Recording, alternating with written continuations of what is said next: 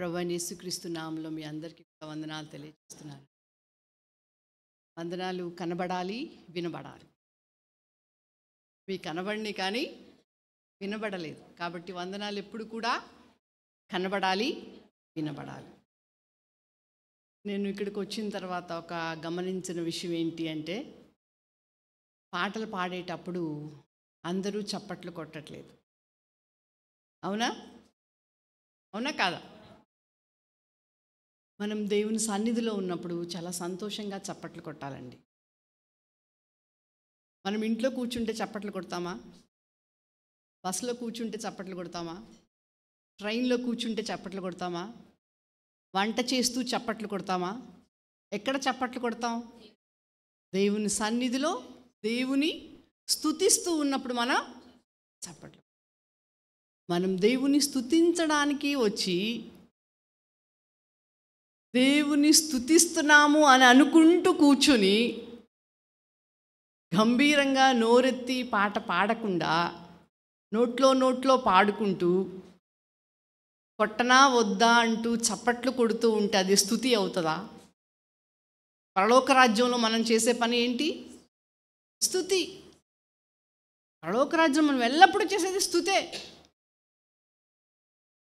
జీవఫలాలు అక్కడ కోసుకుంటాం తింటాం అనుకుంటున్నారేమో, కాదు. అది ఎప్పుడు భూమి మీద మనము నికార్స్గా కరెక్ట్గా మనం భూమి మీద దేవుని సన్నిధిలో దేవుని స్తుతించినప్పుడు పరలోక రాజ్యంలో కూడా స్తుతించగలం. అంటే పరలోక రాజ్యంలో కూడా స్తుతించగలం అంటే అర్థం ఏంటి? పరలోక రాజ్యం చేరగలం. అర్థమైందన్నమాట. మనం ఇక్కడ సరిగ్గా స్తుతించకుండా పరలోక రాజ్యంలో స్తుతించగలమా? చెప్పండి. చెల్లించలే. కాబట్టి దేవుని సన్నిధిలో మనము చెల్లించే స్తుతి హృదయపూర్వకంగా కరెక్ట్గా కూడా ఉండాలి. సరే, మన హృదయాలన్నీ ఒక్కసారి అలర్ట్ అవడానికి నేను ఇప్పుడు మీకు కొన్ని ప్రశ్నలు వేస్తాను.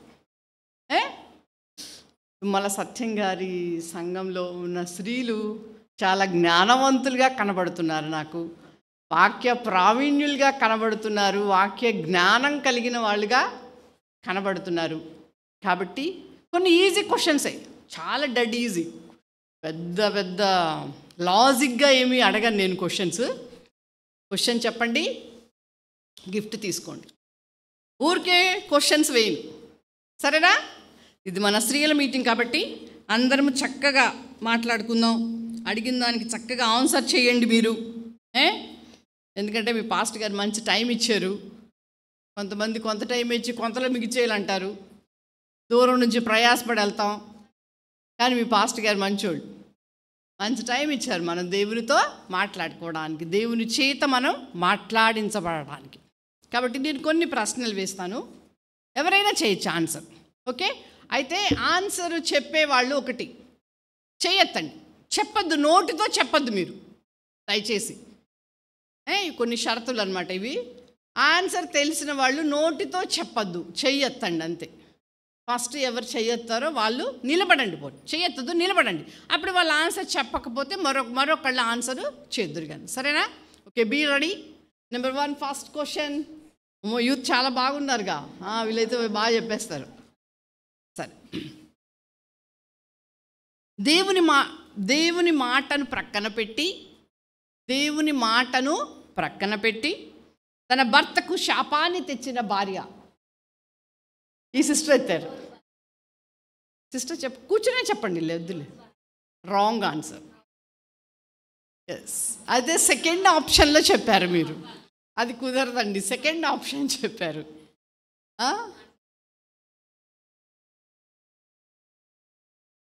తను శాపం తెచ్చుకుంది, కానీ భర్తకి శాపం. అది క్వశ్చన్, అందుకే మీరు చక్కగా అర్థం చేసుకోవాలి. ఓకే, అయినప్పటికీ కూడా క్లాప్స్ కొట్టండి. ఫస్ట్ క్వశ్చన్ కదా.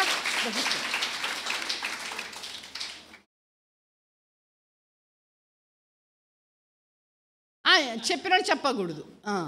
ఎస్, నిజమే, చెప్పిన వాళ్ళు చెప్పకూడదు. నేను అది చెప్పడం మర్చిపోయాను. ఓకే, సరే, మరో క్వశ్చన్. తన భర్త తప్పు చేస్తే దాన్ని సరిచేయక, తన భర్త తప్పు చేస్తే దానిని సరిచేయక తప్పులో భాగస్వామిగా మారిన ఒక భార్య. ఆంటీ గారు చేయెత్తారు first. Wrong answer. Yes, correct answer. Claps.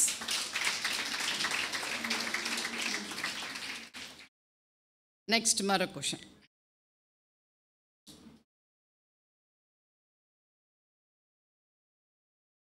తగువులు తీర్చెను ఒక మగువ, చూపించెను బహు తెగువ.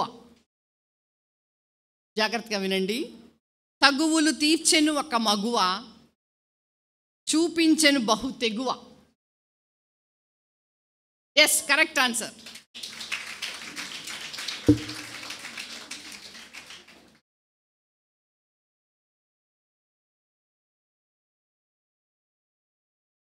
అని చెప్పేస్తున్నారు మీరు ఈజీగా. కష్టమైన అడుగుతా అయితే.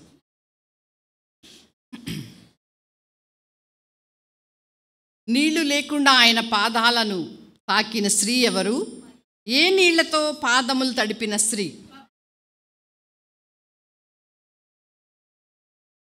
నేనేమన్నాను? ఎత్తి నిలబడమన్నాను. మరి ఇద్దరు నిలబడుతున్నారు కదా.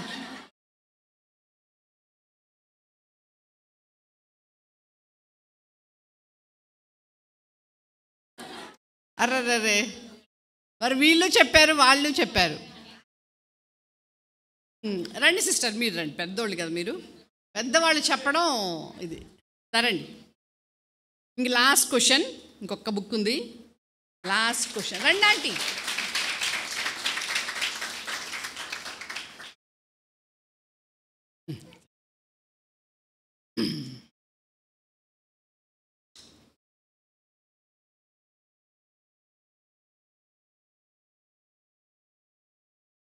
ఈజీ క్వశ్చన్ అడుగుతాను.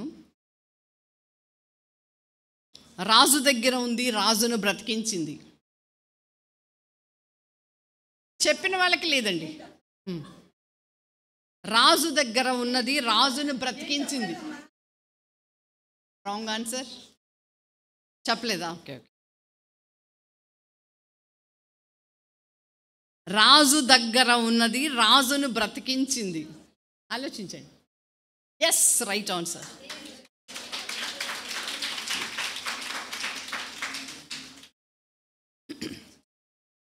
జస్ట్ మిమ్మల్ని నేను కొద్దిగా మైండ్ అలర్ట్ చేయడం కోసం అలాగ అడగడం జరిగింది.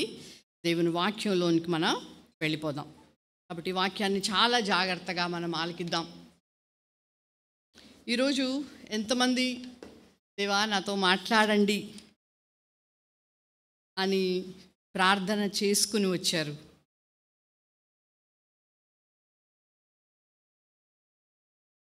చేతులు ఎవరత్తట్లా?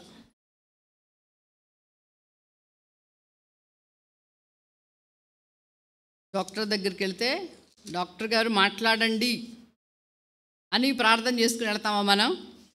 ఏమని ప్రార్థన చేసుకెళ్తాం? ప్రభువా మంచి రిపోర్ట్స్ ఇవ్వండి, మంచి విషయాలు, మందులు ఎక్కువ రాయకుండా, డబ్బులు ఎక్కువ ఖర్చు అవ్వకుండా సహాయం చేయండి అని అడుగుతాం కదా. అయితే పరమ వైద్యుడు, భూమి ఆకాశాన్ని సృష్టించి తన ప్రాణాన్ని మన కోసం పెట్టిన దేవునితో, దేవుని చేత మనం మాట్లాడించుకోవడానికి మనం వచ్చాము అంటే చాలా ఆసక్తితో మనం దేవుని వాక్యాన్ని ఆలకించాలి. ఈరోజు ఎంతమంది బైబిల్ చదివారు? చేతులు ఎత్తండి.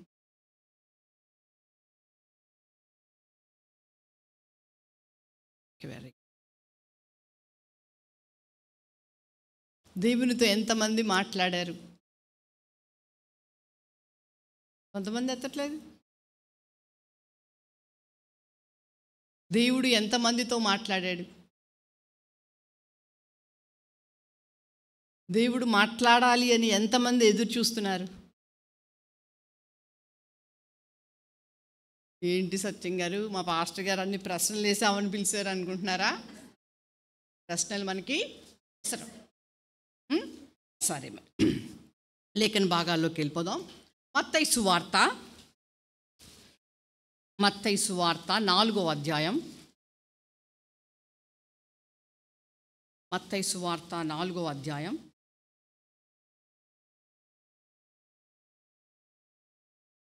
17వ వచనం నుంచి నేను చదువుతాను. అందరూ జాగ్రత్తగా తీయండి. బైబిల్ ఉన్న వాళ్ళు తీసి జాగ్రత్తగా ఆలకించండి. అప్పటి నుండి యేసు పరలోక రాజ్యము సమీపించి ఉన్నది గనుక మారు మనసు పొందుడని చెప్పుచు ప్రకటింప మొదలుపెట్టాను. యేసు గలిలయ సముద్ర తీరమున నడుచుచుండగా పేతురు అనబడిన సీమోను అతని సహోదరుడైన ఆంద్రెయ అను 2 సహోదరులు సముద్రంలో వలవేయుట చూచెను. వారు జాలరులు. ఆయన, నా వెంబడి రండి, నేను మిమ్మల్ని మనుషులను పట్టు జాలరులుగా చేతునని వారితో చెప్పాను. వెంటనే వారు తమ వలలు విడిచిపెట్టి ఆయనను వెంబడించిరి. ఆయన అక్కడి నుండి వెళ్ళి జెబెదయి కుమారుడైన యాకోబు అతని సహోదరుడైన యోహాను అను మరి 2 సహోదరులు తమ తండ్రి అయిన జెబెదయి యొద్ద దోణెలో తమ వలలు బాగు చేసుకొనుచుండగా చూచి వారిని పిలిచెను. వెంటనే వారు తమ దోణెను తమ తండ్రిని విడిచిపెట్టి ఆయనను వెంబడించిరి. చిన్న ప్రార్థన. సర్వకృపానిధియగు తండ్రి, పరిశుద్ధుడా, మీ నామానికి వందనాలు, స్తోత్రాలు చెల్లిస్తున్నాం. మేము ప్రార్థించి ఆశించిన రీతిగా ప్రభువా మీ సన్నిధానంలో మమ్మల్ని కూర్చుండి పెట్టారయ్యా. అందుని బట్టి వందనాలు, మీకు స్తోత్రాలు చెల్లిస్తున్నాం అయ్యా. మీ లేఖనాలు ధ్యానించడానికి జ్ఞానం లేనటువంటి వాళ్ళం మేము, జ్ఞాన శూన్యులం ప్రభువా. అర్థం చేసుకోవడానికి కూడా వెర్రివారమే ప్రభువా మేము. అయ్యా, మీరు మమ్మల్ని దర్శించండి, మా ఆత్మీయ లోపాలను సరిచేయండి, మా ఆత్మీయ దోషాలను మీరు సరిచేయండి, మా ఆత్మీయ మరుగుజ్జుతనాన్ని తీసివేయమని ప్రార్థిస్తూ ఉన్నాం ప్రభా. మనుషులు ఎదుట మేము మంచిగా కనబడచ్చు, కానీ నీ ఎదుట మేము కనబడుతున్నా అయ్యా, మా అంతరంగంలో ఉన్న ప్రభా ప్రతి పరిస్థితిని కూడా మీరు మాతో విపులంగా మాట్లాడమని ప్రార్థిస్తూ ఉన్నాం అయ్యా. నాయన, వినుచున్న మా బిడ్డలందరూ, మాట్లాడుచున్న నేను అయ్యా ఒట్టిదాన్ని మట్టిదాన్ని ప్రభా, జ్ఞానం లేనటువంటి దాన్ని ప్రభా, మీ ఆత్మతో మీ శక్తితో మీ బలంతో నింపి మీ సిలువు చాటను మరుగుపరిచి మా హృదయాలకు ఏమి కావాలో మీరు అందించమని ప్రార్థిస్తూ అయ్యా, విన్న వాక్యం స్థిరంగా బలంగా మాలో నిలబడి మీ రాజ్యానికి మేము వారసులు కాగలిగినట్లు మీ సహాయం చేయమని ప్రార్థిస్తూ యేసయ్య నామంలో స్తుతిస్తూ ప్రార్థిస్తూ అడిగి వేడుకుంటున్నాం తండ్రి, ఆమేన్. యేసు ప్రభువారు 40 దినాలు ఉపవాసం చేసిన తరువాత ఆయన మొట్టమొదటిసారిగా చేసిన పని ఏంటి అంటే సువార్త ప్రకటించటం. సువార్త ప్రకటన. మనం ఉపవాసాలు అయిపోయిన తర్వాత మనం ఏం చేస్తాం? ఫాస్టింగ్స్ అయిపోయినాయి అని అన్నీ తింటాం కదా. ఫాస్టింగ్స్ అయిపోయినాయి అని స్పెషల్గా కూడా చేసుకుంటాం. ఫాస్టింగ్స్ అయిపోయినాయి కదా అని బయటకి కూడా మనం వెళతాం. అయితే యేసు ప్రభు వారు తన ఉపవాసం అయిపోయిన తర్వాత ఆయన మొట్టమొదటిగా చేసిన పని ఏంటి అంటే సువార్త ప్రకటన ఆయన చేశారు. అయితే ఈ సువార్త ప్రకటనలో మరి గ్రామానికి వెళ్ళో, లేకపోతే తన బంధువుల దగ్గరికి వెళ్ళో, మరొక చోటకి వెళ్ళో, మంచిగా విద్యావంతుల దగ్గరికి వెళ్ళో, ప్రధాన యాజకుల దగ్గరికి వెళ్ళో, పరిసయ్యుల దగ్గరికి వెళ్ళో వాళ్ళకెళ్ళి సువార్త చెప్పలేదు యేసు ప్రభు వారు. ఆయన ప్రవక్త అయిన యెషయా పలుకబడిన ఆ మర్మాలను ఆయన జ్ఞాపకం చేసుకున్నారు. ఆయన పలికినట్లుగా ప్రవక్త అయిన యెషయా ప్రభువైన యేసుక్రీస్తు వారి గురించి ప్రవచించినట్లుగా ఆయన ఉపవాస అనంతరం సముద్ర తీరమున నడుస్తూ వచ్చాడు. ఆయన ఉపవాసం అయిపోయిన తర్వాత వాళ్ళ ఇంటికి వెళ్ళాలి, లేకుంటే మరి మందిరానికన్నా వెళ్ళాలి, లేకుంటే ఆయన ఉపవాస దినాల్లో దేవుడు ఆయనకి ఏమి చెప్పాడో అవన్నా చేయాలి. కానీ యేసు ప్రభు వారు చేసిన పని ఏంటి అంటే సముద్ర తీరమున నడుచుకుంటూ వెళ్ళి. ఎందుకు నడుచుకుంటూ వెళ్ళాడు? మనం ఇక్కడికి ఎందుకు వచ్చాము? వాక్యాన్ని వినడానికి వచ్చాం. నన్ను ఎందుకు పిలిచారు? వాక్యం చెప్పడానికి. నేను కూడా వాక్యాన్ని వినడానికే. నేను కూడా గొప్పదాన్ని కాదు. ఇందులో నాకు కూడా దేవుడి సంగతులు తెలియచేస్తాడు పరిశుద్ధాత్మ దేవుడు. అలాగా యేసు ప్రభు వారు కూడా వాళ్ళ దగ్గరకు వచ్చాడు. సముద్ర తీరమున వెళుతూ ఉంటుండగా పేతురు అనబడిన సీమోను అతని సహోదరుడైన ఆంద్రెయ అని 2 సహోదరులు సముద్రంలో వల వేయుట. ఎంతోమంది ఉన్నారు అక్కడ సముద్రం దగ్గర, చాలామంది ఉన్నారు సముద్రం దగ్గర జాలరులు. సముద్రం అంటేనే జాలర్లు మాత్రమే ఉంటారు, ఇంకెవరు ఉండరు అక్కడ. ఈ రోజుల్లో లాగా బీచ్లు లేవు కదా ఆ రోజుల్లో మనుషులు ఉండడానికి. కానీ అక్కడ ఉండేది జాలర్లు మాత్రమే. చాలామంది జాలర్లు అయితే అక్కడ ఉన్నారు. కానీ యేసు ప్రభు వారు కంటి చూపు తన పిలుపు నోటితో పిలిచింది ఎవరిని అంటే ఆంద్రేయాను, ఇద్దరు సహోదరుని సముద్రంలో వలవేయట చూచాను. వాళ్ళు ఎవరంట? జాలర్లు. వాళ్ళు చేపలు పట్టుకునేవాళ్ళు. చేపల వృత్తి. వాళ్ళు 24 గంటలు సముద్రంలోనే ఉంటారు. అవి అమ్ముకుంటారు, ఆహారాన్ని తింటారు. ఇక అదే వాళ్ళ పని. అయితే ఆయన, నా వెంబడి రండి, నేను మిమ్మల్ని మనుషులను పట్టు జాలరులుగా చేతునని చెప్పాను. వెంటనే వారు వలలు విడిచిపెట్టి ఆయనను వెంబడించరి. ఆ తర్వాత యేసు ప్రభు వారు కూడా ముందుకు వెళ్ళిన తర్వాత అక్కడ కూడా 22వ వచనంలో, వెంటనే వారు దోనెను తమ తండ్రిని విడిచిపెట్టి ఆయనను వెంబడించిరి. యేసు ప్రభు వారు ఉపవాస అనంతరము ఆయన గలిలయ సముద్ర తీరమున సువార్తను ప్రకటించగా వాళ్ళ దగ్గరికి వెళ్ళి మాట్లాడినప్పుడు ఆయన మీరు వెంబడించండి అని చెప్పగానే వాళ్ళు ఏం చేశారు? మొట్టమొదటిగా వాళ్ళ వలలు విడిచిపెట్టి ఆయన వెంబడించారు. అంతేకాదు వాళ్ళు దోణి కూడా విడిచిపెట్టారు. వాళ్ళ దోణి ఎందుకు?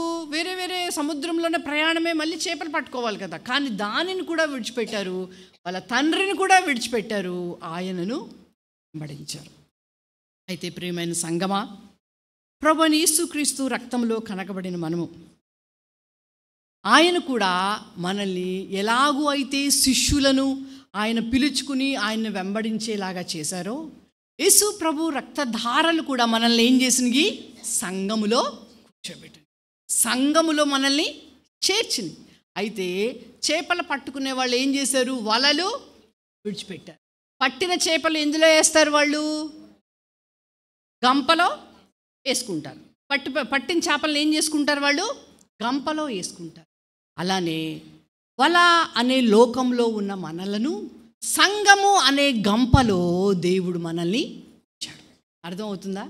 ఇది గుర్తుపెట్టుకోండి. గంప అనే సంఘములో మనల్ని ఏం చేశాడు? దేవుడు కూర్చుండపెట్టాడు. ఎక్కడున్నాం మనం? వల అనే లోకంలో ఉన్నాం మనం. ప్రజెంట్ మొత్తం వరల్డ్ అంతా, ప్రపంచం అంతా దేని మీద నడుస్తోంది? Net, fibre net, orange net, ఇంకా ఏవో నెట్లు ఉన్నాయి కదా, వైఫై నెట్, అవన్నీ నడుస్తున్నాయి కదా లోకంలో. మనము ఆ వలలో, లోకం అనే వలలో ఉన్న మనలను దేవుడు ఏం చేశాడు? గంప అనే సంఘములో మనల్ని చేర్చాడు. కాసేపు గంపలో ఏముంటాయండి? చేపలు. కాబట్టి మనము కూడా కాసేపు చేపలం. గుర్తుపెట్టుకోండి అన్నమాట. మనం కూడా ఎవరో చేపలం. లాస్ట్లో కూడా అడుగుతాను, మనం కూడా ఎవరో చేపలం. అయితే మీకు ఏ ఇష్టమైన చేపో ఆ పేరు అనమాట మీది. మీకు ఏ చేప ఇష్టమో మీరు ఆ పేరు పెట్టుకోండి. ఓకే. అయితే గంప అనే సంఘములో ఉంచిన మనలను మనము ఏ స్థితిలో ఉన్నాము? శిష్యులు వీళ్ళు యేసు ప్రభు పిలిచారు, అప్పటికి శిష్యులు కాదు, వాళ్ళు చేపలు పట్టుకునే వాళ్ళు.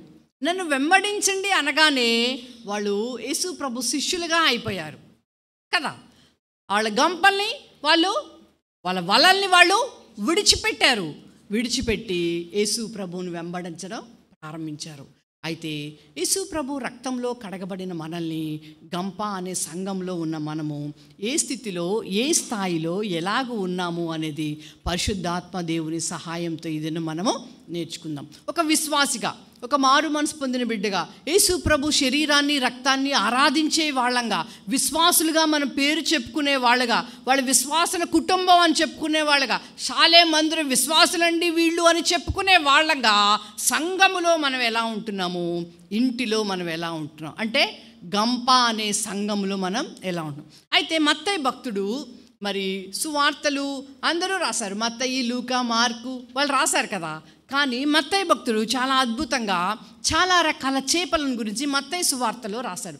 అన్ని రకాల చేపలు అన్ని సువార్తల్లో లేవు, కానీ కొన్ని రకాల చేపలు మత్తయి సువార్తలోని ఎక్కువ చేపలను గురించి రాశాడు. అయితే ఈ దినం మనం సంఘములో గంప, సంఘ అనే గంపలో చేపలంగా ఉన్న మనం ఏ రీతిగా మనం ఉంటున్నాము అనేది మనం జ్ఞాపకం చేసుకుందాం. చూడండి, మనం ఎక్కడున్నామండి? మనం ఎవరము? చేపలు ఎప్పుడు కూడా ఎదురు తిరుగుతాయి, ఎదురు ఈదుతాయి కానీ వెనక్కి వెళ్ళం. అవి చచ్చిపోయినప్పుడు మాత్రమే ఒడ్డుకు కొట్టుకొని వస్తాయి. కానీ అది బ్రతికి ఉన్నప్పుడల్లా ఆ చేపలు ఎలా ఉంటాయి?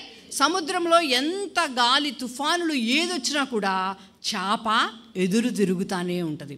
దానికి ఎదురు వెళ్ళి ఈదుకుంటానే వెళ్తుంది, కానీ చచ్చిపోయిన చేపలాగా ఒడ్డు బయటకి రానే రాదు. అది ఈదుతూ ఉన్నప్పుడు చాలా చాలా ఎదురవుతాయి, దానికి ముళ్ళు ఎదురవుతాయి, కంచెలు ఎదురవుతాయి, పేపర్లు ఎదురవుతాయి, కవర్లు ఎదురవుతాయి, ఒక్కొక్కసారి కవర్ లోపలకు కూడా వెళ్ళిపోతాయి చేపలు, అది బయటికి రావడానికి కూడా కుదరదు. ఆ విధంగా చేపలు ఆ విధంగా ఎదురు తిరుగుతూ ఉంటాయి. కానీ ఎంత ఇబ్బంది పడుతున్నా, ఎంత కష్టం, గాలి తుఫాను సముద్రంలో ఉన్నా అది మాత్రం వెనక్కి తిరగదండి, ఎదురు తిరుగుతానే ఉంటుంది. అలానే సంఘంలో ఉన్న మనము, సంఘంలో విశ్వాసులుగా ఎదుగుతున్న మనము, మన జీవన యాత్రలో, మన విశ్వాస జీవితంలో ఎటువంటి కష్టం, ఎటువంటి నష్టం, ఎటువంటి ఇబ్బంది, ఎటువంటి అనారోగ్యం వచ్చినా మనం సాతానుకి ఎదురు తిరిగే వాళ్ళంగానే ఉండాలి. ఏం చెప్పారు పౌలు గారు? మీరు అపవాదిని ఎదిరించుడి. వాళ్ళని ఎదిరిస్తూనే మనము ఉండాలి. ఎందుకంటే సాతాను వచ్చేది మన దగ్గరికి, దానికి వేరే దిక్కే లేదు. సాతాను ఎవరి దగ్గరికి వస్తుంది? మన దగ్గరికే వస్తుంది. దానికి లోకంలో వేరే దిక్కు లేదు, మనమే దానికి కావాల్సింది. కాబట్టి అది వేసే పన్నాగాలకి మనం ఏం చేయాలా? ఎదురు తిరుగుతూ మనం ఉండాలి. చూడండి, మరి ఇదే సువార్తలో 14వ అధ్యాయం తీయండి. 14వ అధ్యాయం 14వ వచనం నుంచి, మీకు అందరికీ అవన్నీ 13వ వచనం నుంచి అవన్నీ తెలుసు. ఇక్కడ మనకి 5 రొట్టెలు 2 చేపల గురించి మనం చిన్నప్పటి నుంచి వింటూ ఉన్నాం. అయితే కొన్ని విషయాలు, దీని గురించిన విషయాలు మనం ధ్యానిద్దాం. చూడండి, మీరు 18వ వచనం ఒకటి చదివితే చాలు. ఆయన యొద్ద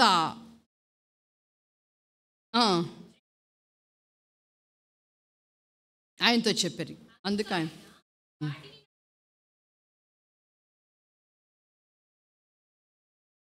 5 రొట్టెలు 2 చేపలను పట్టుకొని ఆకాశం వైపు కన్నులెత్తి ఆశీర్వదించి ఆ రొట్టెలు విరిచి శిష్యులకిచ్చెను. శిష్యులు జనులకు వడ్డించిరి. వారందరూ తిని తృప్తి పొందిన తరువాత మిగిలిన 12 గంపల నిండా ఎత్తిరి.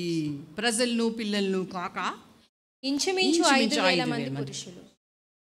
అయితే ఇక్కడ మనకి కొన్ని చేపలు కనపడుతున్నాయి. ఏం కనపడుతున్నాయి? 2 చేపలు. యేసు ప్రభు వారు ఆహారం అడిగారు. అయితే వాళ్ళు ఏం చెప్పారు? అయ్యా, ఇక్కడ 2 చేపలు ఉన్నాయి, 5 రొట్టెలు ఉన్నాయి, మనుషులు చూస్తే చాలామంది ఉన్నారు అని చెప్పారు కదా. మనం ఇప్పుడు ఎక్కడ ఉన్నాం? సంఘం అనే గంపలో ఉన్నాము. చేపలు అనే ఈ దేనికి అడుగుతున్నారు? యేసు ప్రభు వారు ఆహారం కోసం అడుగుతున్నారు. తినడానికి అక్కడ వాళ్ళకి పెట్టడానికి ఏమైనా ఉందా అని ఆహారం కోసం ఆయన అడుగుతున్నారు. అయితే ఆ చేపలు తినడానికి రెడీగా ఉన్నాయి అంటే అర్థం ఏంటండి? అయ్యి కాల్చబడిన చేపలు, ఫ్రై అయిపోయిన చేపలు. Eat to ready to eat అనే తినడానికి రెడీగా ఉన్న చేపలు. మనం ఏమనుకున్నాం? సంఘం అనే గంపలో ఎవరు? మనం చేపలు అనుకున్నాం మనం. అయితే ఈ చేపలు ఫ్రై అవ్వడానికి, చేపలు అవి కాల్చబడడానికి వాటిని ఏం చేయాలి? ఫస్ట్ మనం శుభ్రంగా కడగాలి, శుభ్రంగా క్లీన్ చేయాలి, శుభ్రంగా వాటిని మనం లోపల ఏమేమి ఉన్నాయో అవన్నీ కూడా తీసేయాలి.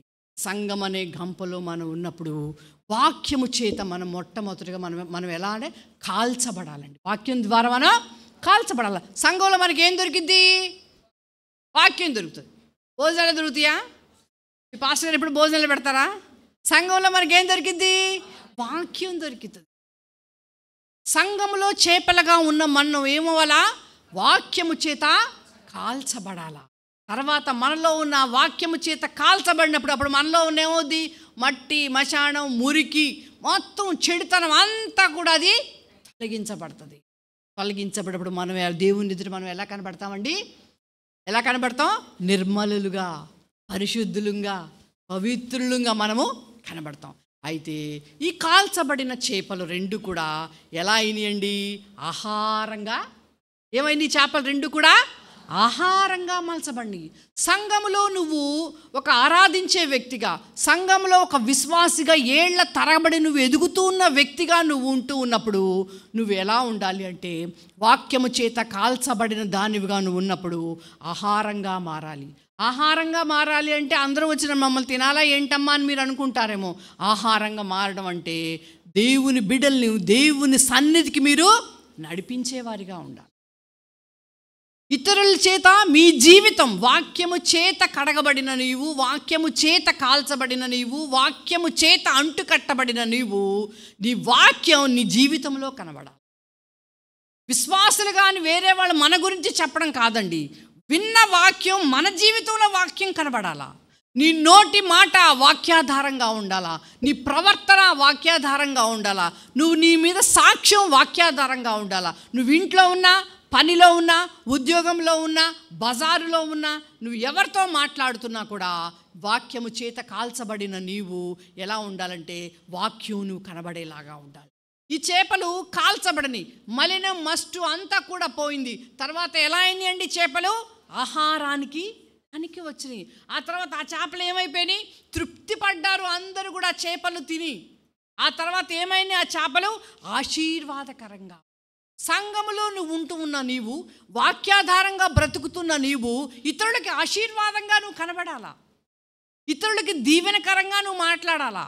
అంటే అమ్మ మాకు దగ్గర డబ్బులు లేవు, ఆస్తులు లేవు, ఆశీర్వాదంగా కనబడతామంటే ఇతరులకు డబ్బులు ఇచ్చేసి ఇతరులకి అప్పులు ఇచ్చేస్తేనే ఆశీర్వాదం. అది కాదండి ఆశీర్వాదం, అది కాదు ఆశీర్వాదం.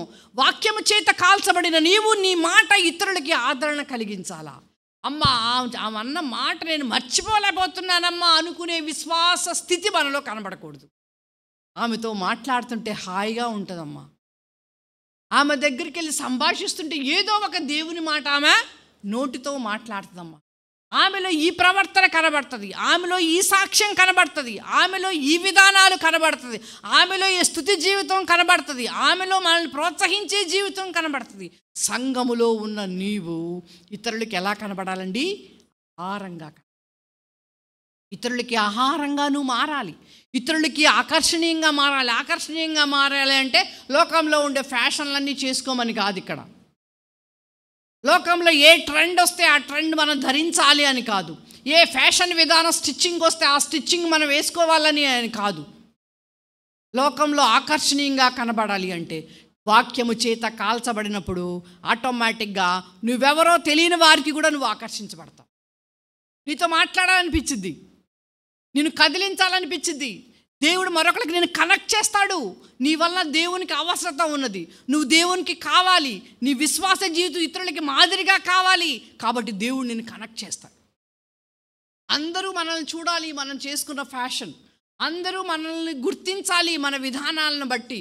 సంఘంలో నేను అన్ని పనులు చేసేయాలి, అందరూ నన్ను చూడాలి, నన్ను మెచ్చుకోవాలి అనేది దేవుడు చూడండి. నువ్వు ఎంత వాక్యాన్ని బేస్ చేసుకుని దేవుని పనిలో పాలి భాగస్తులు అవుతావో అదే చూస్తాడు దేవుడు. అది గుర్తు.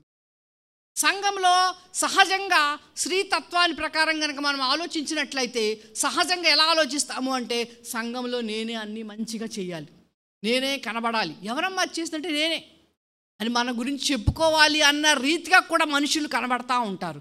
కానీ అది దేవుడు మెచ్చుకునేది కానే కాదు. దానివల్ల మనం చాలా నష్టాన్ని కూడా, మనం ఆత్మీయ నష్టాన్ని, ఆధ్యాత్మిక గర్వం అంటారు దాన్ని, ఆధ్యాత్మిక గర్వాన్ని కొని తెచ్చుకునే వాళ్ళంగా ఉంటాం. కానీ సంఘములో నీవు వాక్యము చేత కాల్చబడిన నీవు ఇతరులకి ఎలా ఉండాలండి? ఆహారంగా. మన ఆత్మీయ స్థితి, నువ్వు సంఘంలో నువ్వు చేర్చబడి ఎంతకాలమైంది, బాప్తీజ్ అనుభవం నీకు ఎంతకాలమైంది, నీ కుటుంబంలో నువ్వు ఆహారంగా కనబడుతున్నావా, నీ కుటుంబంలో నీ ఉద్యోగంలో నువ్వు ఇతరులకి మాదిరికరంగా కనబడుతున్నావా, నీ అవసరత ఇతరులకు వచ్చేలాగా దేవుడు నిన్ను వాడుకుంటున్నాడా సంఘంలో? అమ్మా ఆ సహోదరి లేదు, లేకపోతే భలే చేస్తుంది. మా సంఘంలో ఒక సహోదరి ఉంది, ఆ సహోదరి కూడా ఇక్కడికి వచ్చింది. మనం ఏమీ చెప్పక్కర్లేదు, ఆమెకి అన్నీ చేసేస్తారు. ఆమె ఒకరోజు సిక్ అయింది, ఒంట్లో బాగోపోయేసరికి పెద్ద పెద్ద వంటలు చేయడం అంతా ఆగిపోయింది. బయట వాళ్ళని పిలిపించుకోవాల్సి వచ్చింది సంఘంలో. అప్పుడు చాలా ఇబ్బంది అయింది. అప్పుడు అందరూ ఏమని గుర్తు చేసుకున్నారు? ఆ సహోదరి ఉంటే బాగుండేదమ్మా మనకి. ఆ జ్ఞాపకాల్లో మనం పరిచర్య విధానంలో సంఘంలో మనం కనబడ. ఈ చేపలు రెండు కూడా మరి వాక్యం వినడానికి వచ్చారు ప్రజల ముందు. ఏమున్నాయా అని అడిగినప్పుడు శిష్యులు ఏం చెప్పారు? అయ్యా ఈ రెండే ఉన్నాయ్యా, రెండు చేపలు, రెండు చేపలను దేవుడు ఏం చేశాడు? ఆశీర్వాదకరంగా మలిచాడు. సంఘంలో మనము కూడా ఇతరులకి ఎలా ఉండాలి అండి? ఆశీర్వాదకరంగా ఉండాలి. ఆహారంగా కూడా మనం ఏం చూసాం? ఫస్ట్ చేప ఆహారంగా మారిన చేప.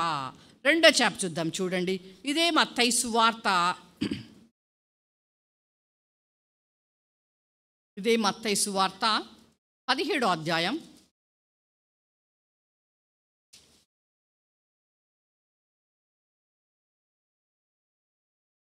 ఇదే మత్తయి సువార్త 17వ అధ్యాయం 24 నుంచి 27 వరకు నేను చెప్తాను, వినండి. ఇది అందరికీ తెలిసిన భాగమే, చదువుకుంటే మనకు టైం అవుతుంది కాబట్టి. ఆయన కపెర్నహూముకు వచ్చినప్పుడు మరి పన్ను కట్టాల్సి వస్తుందన్నమాట. పన్ను కట్టాల్సి వచ్చినప్పుడు పేతురు గారు కనబడగానే ఆ పన్ను వసూలు చేసే వాళ్ళు అంటారు, ఏంటయ్యా మీ యేసయ్యా మరి పన్ను కట్టడా అనేసి పేతురుని అడుగుతారు.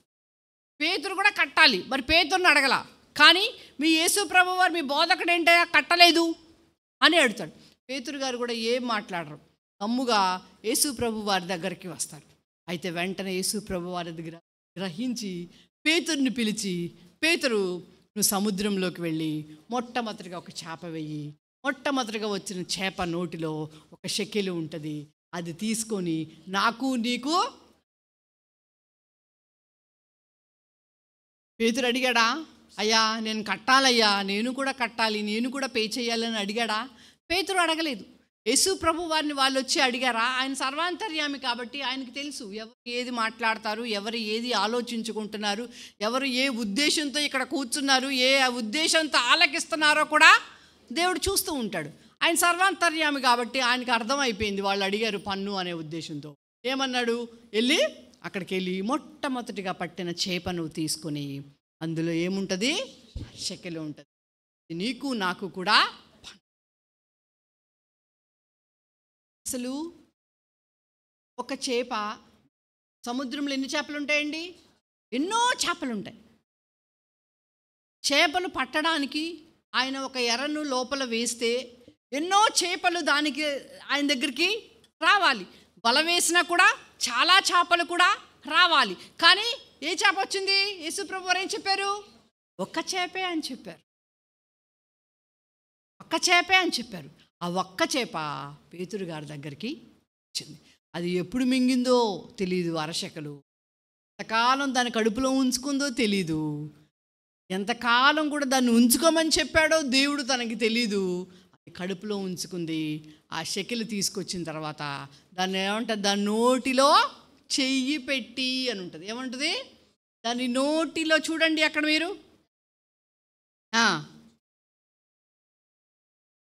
దాని నోరు తెరచిన ఎడలా షెకెలు. నోరు తెరిచినప్పుడు ఈయన చెయ్యి లోపల పెట్టాలంటే చెయ్యి అంతా ఈయన లోపల పెట్టాలా లేదా? పెట్టాలి. అది ఈయన చెయ్యి అంతా లోపల పెట్టి అరశెక్కలు తీసినప్పుడు చచ్చిపోద్దా బతికిద్ది? అది ఏమైపోద్దా? చేప చచ్చిపోద్ది. చిన్నపిల్లలు చెయ్యి కాదు కదా పేతురు చెయ్యి, చిన్న పెద్ద చెయ్యే కదా. చేప మూతి ఎంత ఉంటుందండి? చిన్న మూతే ఉంటుంది. ఇంత ఇంత పెద్ద చెయ్యి ఆయన చేప నోటిలో పెట్టి అరశకులు తీయాలి అంటే చేప ఏమైపోయి ఉండాలా? చచ్చిపోయిన చేపని ఆయన ఏం చేసి ఉంటాడు? చచ్చిపోయిన చేపని చాలా రోజులు అయిపోయింది, చేపలు పట్టట్లేదు నేను అని ఇంటికి తీసుకెళ్ళిపోయి కూర వండుకునైనా తిని ఉండాలి. ఆహారానికి కూడా చేప కూడా వాళ్ళకి కూడా అదినో పనికి వచ్చింది. ఇదేం చేప అంటే అవసరము తీర్చిన చేప. పేతురు వీళ్ళు యేసు ప్రభు వారిని వెంబడించారు, అంతేనండి. వాటిని విడిచిపెట్టి వీళ్ళు ఏం చేశారు? వెంబడించారు. ఆయన్ని వెంబడించమంటే ఆయన్ని వెంబడించారు. దేవుడు ఏం చేశారు? ఆయన్ని వెంబడిస్తున్నప్పుడు దేవుడు వాళ్ళ అవసరాలను దేవుడు తీర్చాడు. ఎప్పుడు? వాక్యముతో నువ్వు కాల్చబడినప్పుడు మాత్రమే నీ అవసరాలను దేవుడు తీర్చగలుగుతాడు. సంఘంలో సహవాసంలో నువ్వు కనబడినప్పుడు మాత్రమే నీ అవసరాలను దేవుడు తీర్చగలుగుతాడు. నువ్వు చేసే ఆరాధన నిక్కచ్చగా నికార్సుగా ఉన్నప్పుడు మాత్రమే నీ అవసరాలను దేవుడు తీర్చగలుగుతాడు. నీ ప్రార్థన అవసరతలు కూడా అప్పుడు ఆయన వినక. సంఘంలో సహవాసంలో కనబడకుండా ఒక ఆదివారం వచ్చేసేసి నువ్వు ఆరాధన చేసేసి వెళ్ళిపోయి మళ్ళీ వచ్చే ఆదివారం వచ్చేసి మళ్ళీ ఆరాధన చేసి, ఒకవేళ ఉద్యోగాలుండి పనులుండి అట్లయితే అది వేరే విషయం అండి. దేవుడు దానికి వేరేది ఇస్తాడు మనకు. దాన్ని మనం పాయింట్అవుట్ చేయకూడదు. ఒక గృహిణిగా నువ్వు ఉంటూ, ఒక విశ్వాసిగా నువ్వు ఉంటూ, ప్రార్థనకు రావడానికి, నీకు సంఘానికి సహవాసానికి రావడానికి నీకు అవకాశం కలిగి ఉంటూ మందిరంలో పలానా రోజు బైబిల్ స్టడీ, పలానా రోజు విజ్ఞాపన, పలానా రోజు స్త్రీల కూడిక, పలానా రోజు ఆదరణ కూడిక, పలానా రోజు జ్ఞాపకార్థ కూడిక, ఇవన్నీ కూడా నీ చెవులో పడుతూ ఉన్నప్పుడు, సంఘ సహవాసానికి నువ్వు లేకుండా ఉంటూ ఉన్నప్పుడు ఏం జరిగిద్ది? మన అవసరాలు ఎక్కడే.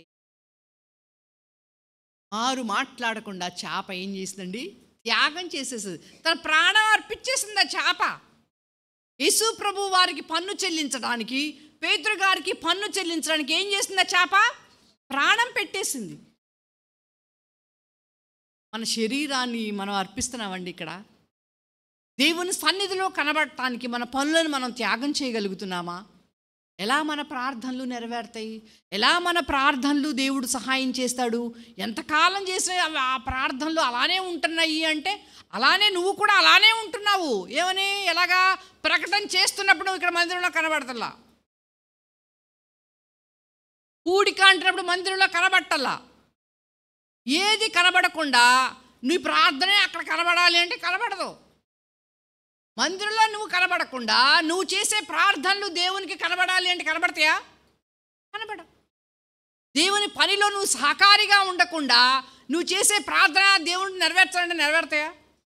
పరిచర్యలో పాలి భాగస్తులు కాకుండా నీ ప్రార్థన పరలోకంలో కనబడాలంటే కనబడతాయా? కనబడవు. ఏది నీ త్యాగమేది? ఈ చేపండి, ఒకే ఒక్క చేప వచ్చింది. ఎన్నో చేపలు వచ్చి ఒకే ఒక్క చేప వచ్చింది.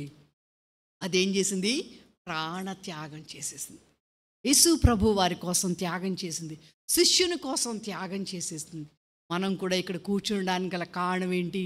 యేసు ప్రభు వారి సిలువ త్యాగం. అవునా కదా? మనం ఇక్కడ కూర్చోడానికి కారణం ఏంటి? యేసు ప్రభు వారి సిలువ త్యాగం. పరలోక రాజ్యంలో మనకి స్థలం సిద్ధపడడానికి కారణం ఏంటి? యేసు ప్రభు వారి సిలువ త్యాగం. ఏది? ఆయన త్యాగానికి గుర్తుగా మనం ఏం త్యాగం చేస్తున్నాం దేవునికి? కానుకలు ఇస్తే సరిపోదు, కానుకలు లెక్కలోకే తీసుకోడు దేవుడు. గుర్తుపెట్టుకోండి, కానుకలు లెక్కలోకే తీసుకోడు దేవుడు.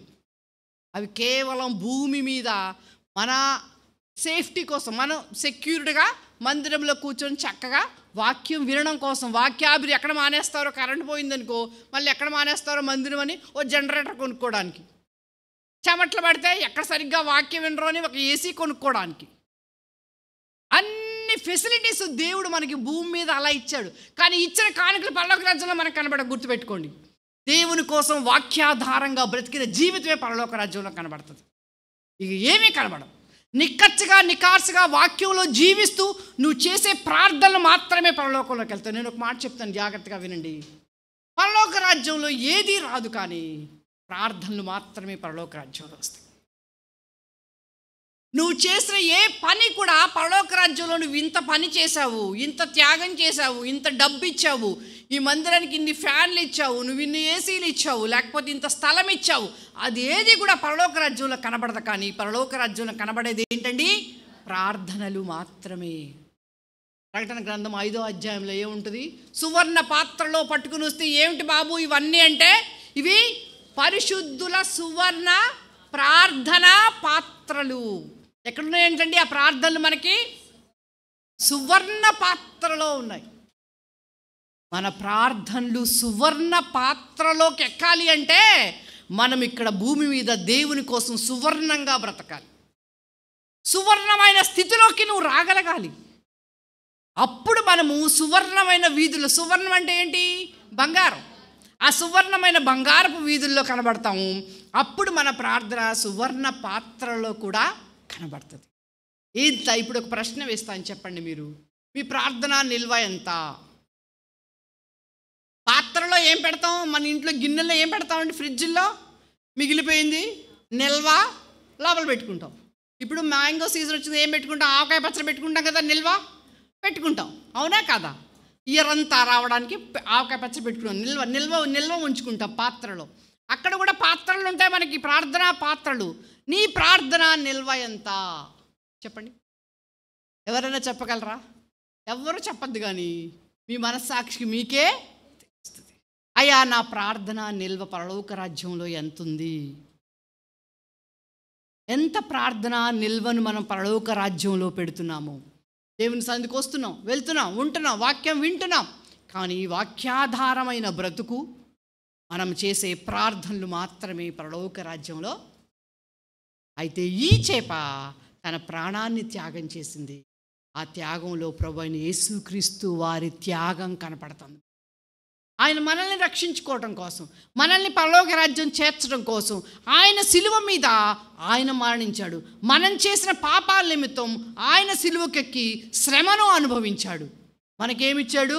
హాయిగా చక్కగా మందిరాల్లో కూర్చొని బాగా వాక్యం వినడానిలాగా దేవుడు చేశాడు. ఏది నీ త్యాగం? ఎంత త్యాగం! నువ్వు యేసు ప్రభు నమ్ముకున్న దగ్గర నుంచి ఎంత త్యాగం నువ్వు చేసావు. సరే, త్యాగం అంటే అమ్మ నువ్వేమని మీరు అడగచ్చు నన్ను. త్యాగం అంటే ఏంటి? అది కూడా అర్థం చెప్పమ్మా, నువ్వు ఏం త్యాగం అని మీరు నన్ను అడగచ్చు. ఏం త్యాగం అంటే ఒక ఆత్మను రక్షించే త్యాగం. మన కుటుంబంలో వ్యక్తినే దేవుని సన్నిధికి తేగలిగిన ప్రార్థనా త్యాగం. మన ఇంటి ప్రక్కన వారినే దేవుని సన్నిధికి తేగలిగిన త్యాగం. ఒక ఆత్మ కోసం నిరవధికంగా ఎడతెరిపి లేకుండా మానకుండా ప్రార్థించే త్యాగం. ఒక ధైర్యం, దేవుని సన్నిధికి వాళ్ళని నడిపించాలి అనే పట్టుదల కలిగిన త్యాగం. ఏది మన త్యాగం? అది చూస్తాడు దేవుడు. నువ్వు చేసిన త్యాగం ఏం చూస్తాడు? ఒక ఆత్మ కోసం ప్రయాసపడిన త్యాగం చూస్తాడు. అయితే పేతురు ఇక్కడ మరి పాపం తాము వలలు విడిచిపెట్టేశాడు, అన్నీ విడిచిపెట్టేశాడు, ఆయనతో వచ్చాడు. తన అవసరాలు కూడా దేవుడు దగ్గర ఆయన చెప్పుకోలేదు. కానీ దేవుని సన్నిధానంలో దేవుని కోసం బ్రతుకుతూ ఉన్నప్పుడు దేవుడు ఏం చేశాడండి? తన అవసరాలను దేవుడు ఇచ్చాడు. గుర్తుపెట్టుకోండి, అవసరాలు తీరట్లేదు, ఇబ్బందుల్లో పడుతున్నాము, ఇరుకుల్లో పడుతున్నాము అంటే అది ఏంటి లోపం? ఎవరి వల్ల లోపం అంటే మన లోపమే. సంఘ సహవాసం సరిగ్గా లేకపోవటం, మన ఆరాధన స్థితి నికార్సగా లేకపోవడం, అర్థమైందా? మన మాట తీరు సరిగ్గా లేకపోవటం, దేవుని సన్నిధిలో దేవుడు మన ముందు దృష్టి ఉంచినప్పుడు మన దృష్టి సరిగా ఆయనకి కనబడకపోవడం, అందుకే మన అవసరాలు తీరలేకపోవడం. సగం భక్తి, సగం విశ్వాసం, సగం ప్రార్థన, సగం లోకం, సగం సంఘం. వివాహాల్లో చాలామంది సగం హిందూ చేస్తారు, కొన్ని క్రిస్టియన్ చేస్తారు. వాక్యాధారంగా కొన్ని కనబడేవి మాత్రం అందరికీ కనబడేవి క్రిస్టియన్గా ఉంటాయి, కనబడని లోపలే మాత్రం కొన్ని అన్యుల ఆచారాలు చేస్తాం. క్రీస్తు రక్తంలో కడగబడిన నీవు అన్నీ కూడా క్రీస్తును కలిగిన వారిగానే మనం కనబడాలి. అవి రేపొద్దున అక్కడ కనబడతాయి, ఇక్కడ కనబడకపోవచ్చు. సంఘానికి, పాస్టర్ గారికి, సేవకునికి ఇక్కడ కనబడవు, కానీ అక్కడ కనబడతాయి. మన విశ్వాస జీవితం ప్రతిదీ పొద్దున్న లేచి కళ్ళు తెరిచాము అంటే అయ్యా పరలోక రాజ్యంలో దేవుడు నన్ను ఏ దృష్టితో చూశాడు అనే లెక్కతో మన కళ్ళు తెరవాలండి. ఆ లెక్కతోనే సాయంకాలం బెడ్డెక్కాలి. ప్రభువా, ఈ దినమంతా నువ్వు నన్ను చూచినప్పుడు నేను ఎలా ఉన్నాను? ఆ బేరీజ్లో, ఆ విధానంలో మన విశ్వాస జీవితాన్ని మనం నడుచుకునే వారిగా మనం. ఇక్కడ ఏం చేప కనబడిందండి? అవసరము తీర్చిన చేప. ఇందాకేం చేప చూసాము? ఆహారంగా మారిన చేప. ఇదేం చేప? అవసరాలను తీర్చిన చేప. సరే, మరొక చేపను కూడా చూద్దాం. చూడండి, సంఘంలో ఈ రీతిగా ఉంటున్న మనం మత్తయి సువార్త 12వ అధ్యాయం, మత్తయి సువార్త 12వ అధ్యాయం 40వ వచనం. యోనా 3 రాత్రింబగళ్ళు తిమింగలము కడుపులో ఎలాగుండనో అలాగు మనుష్య కుమారుడు 3 రాత్రింబగళ్ళు భూగర్భములో ఉండను. మత్తయ్య గారికి ఎలా తెలుసండి యోనా గురించి? యోనా యొక్క చరిత్రను మత్తయ్య గారు రాశారు. ఎలా రాశారు? యోనా 3 రాత్రింబగళ్ళు తిమింగములు కడుపులో. తిమింగలం కూడా ఏంటది? బావా ఉడతా, అది కూడా చేపే, అది కూడా ఒక చేపనే. అది కూడా ఎక్కడ ఉంటుంది? సముద్రంలోనే ఉంటుంది. యేసు ప్రభు వారు నాకు ఈ లేఖనాలను ధ్యానిస్తూ ఉన్నప్పుడు నాకు ఒకటి అర్థమైంది. ఆయన ఎక్కువ సార్లు ఉపయోగించుకున్న జంతువుల్లో, పక్షుల్లో చేపలను ఎక్కువ ఉపయోగించుకున్నాడు. గమనించారా మీరు? చేపలనే ఎక్కువ. గాడిదని ఒకసారి ఉపయోగించుకున్నాడు, పావురాన్ని, కాకిని ఒకసారి. పాత నిబంధనలో మనం చూసినట్లయితే, కొత్త నిబంధనలో మనం చూసినట్లయితే గాడిద మీద ఒక్కసారి కదా. ఎక్కువ సార్లు చేపలను దేవుడు ఉపయోగించుకున్నట్లుగా మనకి కనబడుతుంది. ఈ 3 రాత్రింబగళ్ళు యోనా చేప కడుపులో, ఈ 3 రాత్రింబగళ్ళు యోనా చేప కడుపులో ఉండడానికి గల కారణం ఏంటండి? ఆయన మాట వినకపోవడం వల్ల చేప కడుపులోనికి ఆయన వెళ్ళడం జరిగింది కదా. అక్కడ ఆయన వినలేదు. అయితే ఆ తిమింగిలం ఎందుకు 3 దినాలు యోనాని కడుపులో ఉంచుకుంది? ఎందుకని? దేవుని ఆజ్ఞను పాటించింది. దేవుని ఆజ్ఞను, ఇదేం చేప? ఆజ్ఞను విన్న చేప. ఇదేంటి చేప? ఆజ్ఞను విన్న చేప. సరే, జాగ్రత్త ఆలకిద్దాం. అయితే యోనా గారు వెళ్ళారు. యోనా మనకి అంతా యోనా గురించి అన్నీ తెలుసు కాబట్టి నేను అవేమి చెప్పను, ఇవి చెప్తాను వినండి. యోనా గారు ఓడ ఎక్కారు. ఆయన వెళ్ళమన్న చోటికి వెళ్ళలేదు.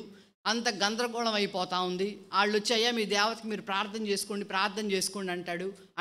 అసలు ఇంతకీ నువ్వు ఎవరివయ్యా అంటాడు. అంతకీ నువ్వు ఎవరివి అంటాడు. అప్పుడు ఏమంటాడు?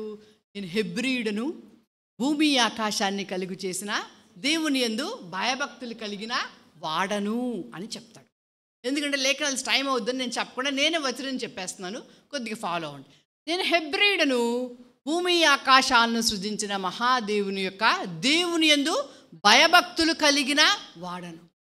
అసలు వాళ్ళేమో ఫస్ట్ దేవతలను పూజ చేయని ఈయనకు చెప్తారు. ఈయన పూజ చేయడు, ఏం ప్రార్థన చేసుకోడు.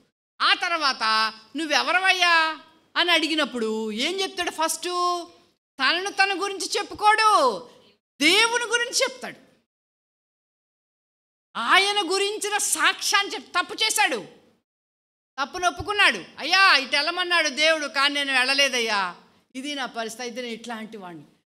ఆయన సాక్ష్య విధానంలోనే ఆయన ఓడ ప్రయాణం అంటే 1 రోజు 2 రోజులు కాదండి, కొన్ని నెలలు ఉన్నాడు యోనా అక్కడ ఓడలో.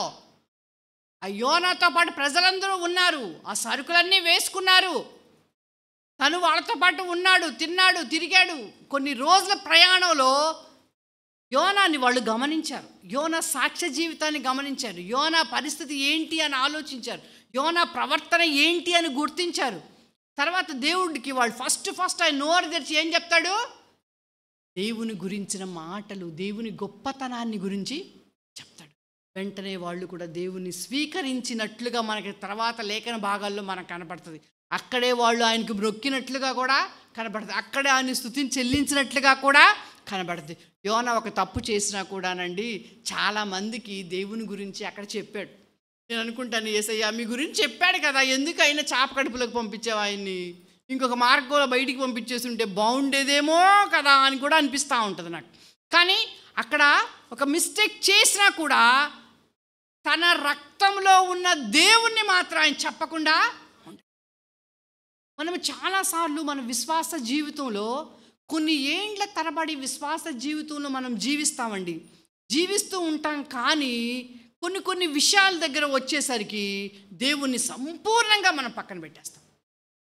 పరిపూర్ణంగా అసలు ఆయన ఏంటో తెలియదు అన్నట్టుగానే మన బంధువుల మధ్య, మన స్నేహితుల మధ్య, మన ఇరుగు పొరుగు వారి మధ్య మన దేవుడంటే వాళ్ళకి కనబడకుండా మనం ప్రవర్తిస్తాం. కానీ యోనా అలా చేయలేదండి. దేవుడంటే ఏంటో అని చేశాడు. అయితే ఏం చేయాలి, మేము ఇంత ఉపద్రవంలో ఉన్నాం కదా, మేమేమి ఎలా చేయాలి అనేసి అనుకున్నాడు. కానీ అనుకున్నప్పుడు నన్ను తీసి అందులో, అక్కడ ఒక మాట ఉంటుంది చూడండి, యోనా గ్రంథం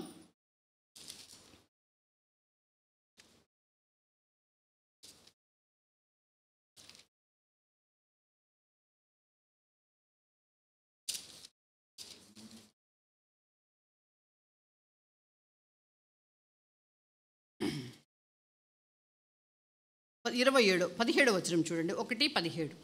గొప్ప మత్స్యము ఒకటి యోనాను మృంగ వలనని యెహోవా నియమించి ఉండగా యోనా 3 దినములు ఆ మత్స్యము యొక్క కడుపులో ఉండెను. దేవుడు ఏం చేశాడంట? నియమించాడు. అంటే అపాయింట్మెంట్ ఆర్డర్ ఇచ్చినప్పుడు మనకేం చెప్తారు ఆఫీసుల్లో, మీరు ఈ పని ఇలా చేయాలి, పని ఇన్ని రోజులు చేయాలి, ఈ పని ఇన్ని రోజుల్లో కంప్లీట్ చేయాలి, ఈ పని ఇన్ని విధాలుగా మీరు చేయాలి అనేసి రిస్ట్రిక్షన్స్ అన్నీ కూడా మనకి మన బాస్ చెప్తాడు. అలాగా ఈ మత్యాన్ని దేవుడు నియమించుకున్నాడు, అంటే అపాయింట్ చేసుకున్నాడు. ఎన్నో తిమింగలాలు ఉన్నాయండి అక్కడ సముద్రంలో, భయంకరమైన పెద్ద పెద్ద తిమింగలాలు చాలా ఉన్నాయి.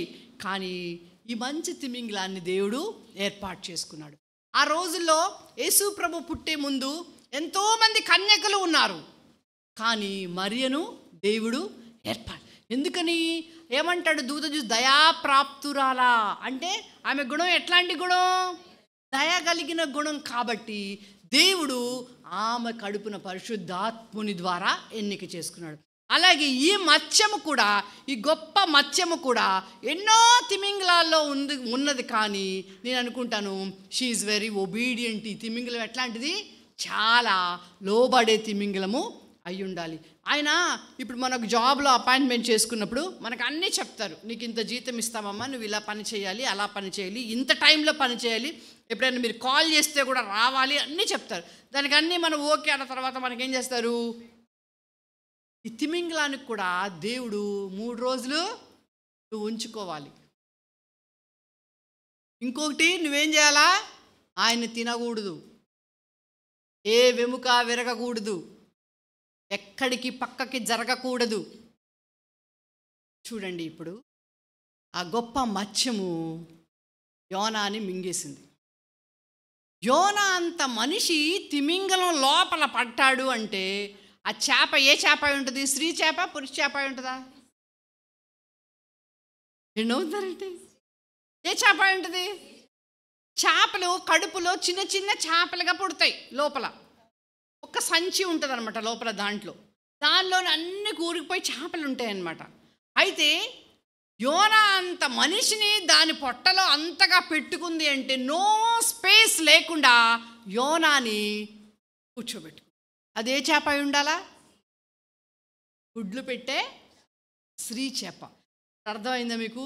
ఏమొచ్చింది కానీ స్త్రీల కూడుకో, స్త్రీ గురించే చెప్పలేదేంటి ఏమో ఎంతవరకు? శిష్యుల గురించి చేపలో వాళ్ళలో చెప్పిందని మీరు అనుకున్నాను. ఇప్పుడు అర్థమైందా? స్త్రీ చేప దగ్గరికి వచ్చాం. అదే చేప అయి ఉండాలా? ఏం చెప్పాడు దేవుడు ఆ మత్స్యానికి? అపాయింట్ చేసుకుని 3 దినాలు నువ్వు ఆయన్ని పెట్టుకోవాలి. చూడండి, ఒక గర్భిణీ స్త్రీని కనుక మీరు ఊహించుకోండి.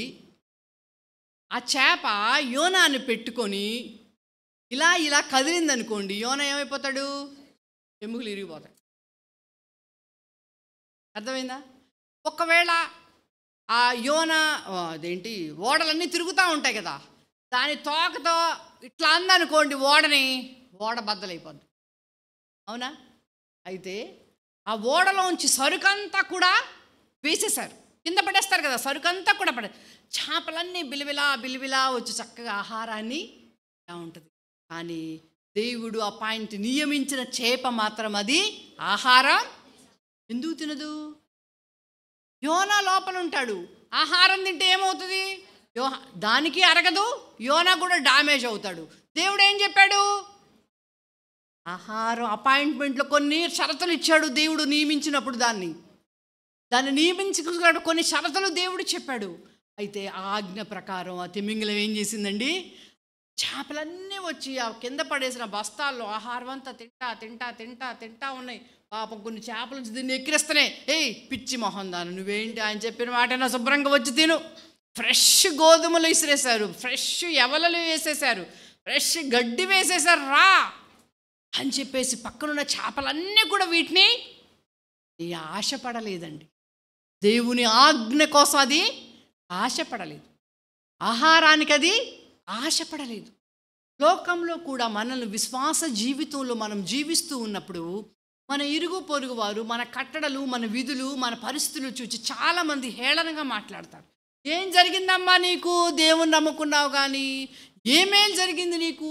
ఎలా జరిగింది ఇది? మీకు ఆ నష్టం వచ్చింది, ఆ జబ్బు వచ్చింది, ఈ జబ్బు వచ్చింది అని అంటూ ఉంటారు మనల్ని. కానీ మనం ఎవరి వైపు కూడా మనము చూడకూడదండి. దేవుని నియామకంలో, దేవుని రక్తంలో కడగబడిన వాళ్ళంగా మనము పరిశుద్ధంగానే బ్రతకాలి. కానీ వాళ్ళ ఇరుగు పొరుగు మాటలకి మనం లోబడకూడదు. విగ్రహార్పితాలు మనము తినకూడదు. చాలా చేపలు వచ్చి దాన్ని చాలా ఎక్కిరిచుంటాయి. ఒకరోజు వచ్చిన ఆహారందని ఒకరోజు చెప్పింది, ఏంటి నువ్వు ఇక్కడే కూర్చున్నావేంటి, నిన్నటి నుంచి కదలవా నువ్వు? ఆ దేవుడు కదిలితే ఏమైపోతాడు యోనా? ఆ చేప యోనాని గమనిస్తూ ఉంది. యోనా లోపలుండి ఏం చేస్తున్నాడు? ప్రార్థన చేస్తున్నాడు. దేవుడు తిమింగలానికి చెప్పింది, కొన్ని షరతులు చెప్పాడు. కానీ ఈ షరతుల్ని పాటిస్తూ యోనా కడుపులో ఉన్న ప్రార్థనను తిమింగలం ఆలకించిందండి. అది ఒక రకంగా 3 రోజులు కూడా ఉపవాసం ఉంది. 3 రోజులు ఏముంది? అది ఉపవాసం ఉంది. అది 3 రోజులు కూడా అది ఏమీ తినకుండా యోనా ఎక్కడ వెముక విరిగిపోతుందో, ఎక్కడ కాలు విరిగిపోతుందో, ఎక్కడ మెడ విరిగిపోతుందో అని ఆ తిమింగలం కదలకుండా తాను నియమించిన ప్రదేశంలోనే దాని ఎదురుకుండానే ఆహారం వెళ్ళిపోతూ ఉంది. కానీ నోరు చాపలేదండి. నోరు చాపకుండా ఉండడానికి గల కారణం ఏమై ఉండాలి తెలుసా? యోనా ప్రార్థన. దాని నోరు చాపకుండా యోనా ఏం చేస్తున్నాడు లోపల? అయ్యా, నేను ఉపద్రవంలో ఉన్నానయ్యా, నేను ఉపద్రవంలో ఉన్నాను ప్రభువా, నా పరిస్థితి ఇది అయ్యా, నా స్థితి ఇది అయ్యా, వాళ్ళేమో అలాగా నాశనం అయిపోతున్నారయ్యా, నినివే పట్టణం వెళ్ళి నువ్వు అక్కడ సువార్త ప్రకటించమన్నావు, అక్కడ 1,20,000 మంది పైగా వాళ్ళు చచ్చిపోతారయ్యా, నేను వెళ్ళి చెప్పకపోతే ఎట్లా ఏంటి అని చెప్పేసి ప్రార్థన చేస్తూ ఉన్నాడు. అప్పుడు ఆ తిమింగలం ఆలకించింది. లోపల మన బేబీ గర్భిణీ స్త్రీలుగా ఉన్నప్పుడు బేబీ తల్లి యొక్క విషయాలన్నీ కూడా అవగాహన చేసుకుంటుందండి. ఆఫ్టర్ 6th month నుంచి తల్లి స్పర్శ, తల్లి సౌండ్, తల్లి పాట, తల్లి అన్నీ కూడా అవగాహన చేసుకునే స్థితి దేవుడు 6వ నెల నుంచి ఇచ్చేస్తాడు. బయట అన్నీ తనకి వినబడతాయి అనమాట లోపల బేబీకి. అలాగా జరుగుతుంది స్థితి, మన మానవ ఉన్న స్థితి. చేప కూడా అలానే తను లోపల యోనా చేసే పరిస్థితులు అన్నీ కూడా ఆ ప్రార్థన ఆలకిస్తూ ఉంటే అప్పుడు ఆ తిమింగలం ఏమనుకుంది?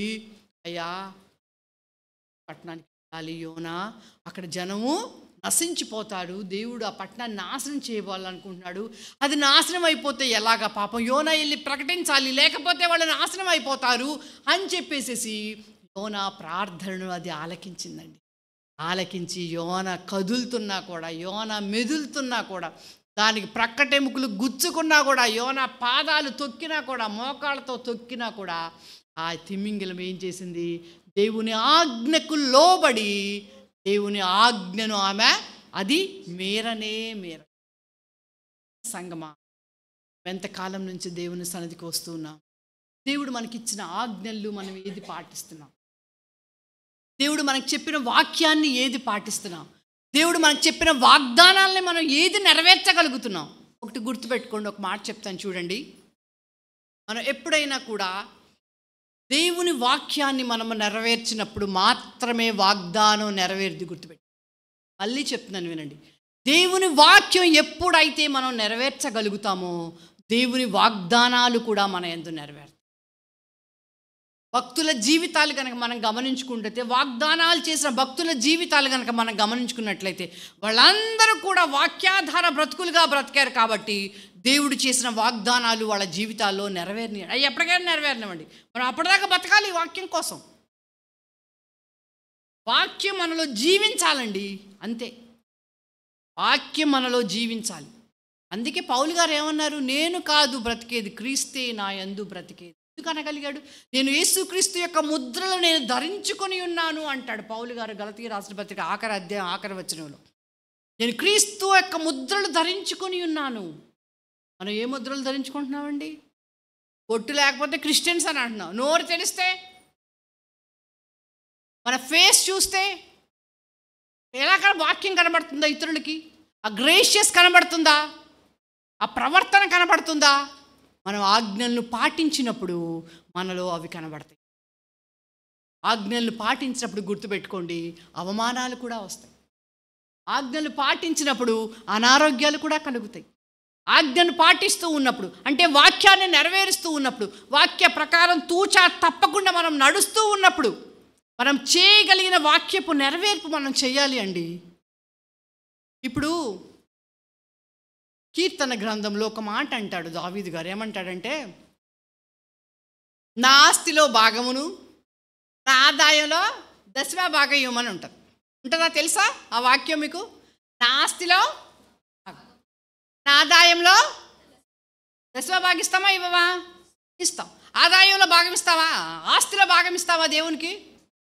నేను మాట్లాడతలా? ఆస్తిలో భాగం ఇస్తావా? మాకే లేదమ్మా, ఇక్కడ కొద్దిగా మా ఇద్దరి పిల్లలకే సెంటు వచ్చింది, ఇంకేమి ఇస్తావు దేవునికి అని అంటాం. అవునా కదా? దాన్ని నెరవేర్చగలుగుతామా మనం? ఆస్తిలో భాగం ఇచ్చి నెరవేర్చగలుగుతామా? ఆ వాక్యాన్ని నెరవేర్చలేమండి మనం. అయితే ముదిమి వచ్చినప్పుడు నీ తల్లిని నువ్వు నిర్లక్ష్యపరచకమనే వాక్యం ఉంది. దాన్ని నెరవేర్చగలుగుతావా? నెరవేర్చాలి. అది నెరవేర్స్తావా? నెరవేర్చలేమా? నెరవేర్చాలి. అది ముదిమి వచ్చినప్పుడు నీ తల్లిని నిర్లక్ష్యపరచకము అంటే అర్థం ఏంటి? ఆమె పట్ల లక్ష్యం ఉంచుము అంటే బీ కేర్ఫుల్గా చూడు అని అర్థం. ఆమెను చూడు, టైంకి అన్నం పెట్టడం అది కాదు, కేర్ఫుల్గా చూడు. అది నెరవేర్చగలమా లేదా? నెరవేర్చగలం.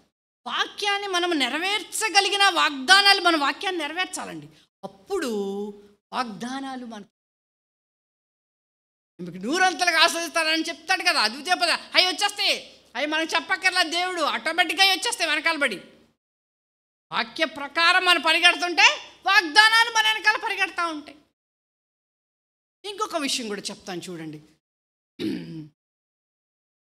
యోవేలు గ్రంథమా ఇర్మియాలో ఒక మాట ఉంటుంది, రోదన శ్రేయ స్త్రీలను పిలువనంపుడి, తెలివిగల స్త్రీలను కనుగొనుడి. రోదన శ్రేయు స్త్రీలను మీరు పిలువనంపుడి, మీ పిల్లలకు రోదన విద్య నేర్పుడి. మరణము మీ కిటికీలను ఎక్కుచున్నది, వీధుల్లో పసిపిల్లలు లేకుండాను, రాజమార్గములో యవ్వనస్తులు లేకుండాను మరణము మీ కిటికీలను ఎక్కుచున్నది అని వాక్యం ఉంది. ఉందా? తెలుసు కదా అందరికీ ఆ వాక్యం. దాన్ని మనం ఎవరు నెరవేరుస్తాం? ఇర్మియా 9:17 అనుకుంటా నెరవేరుస్తున్నాం ఆ వాక్యం. రోదన శ్రేయ స్త్రీలను కనుగొనుడి, వారిని పిలువనంపుడి. తెలివిగల స్త్రీలను అంటే ఏంటి?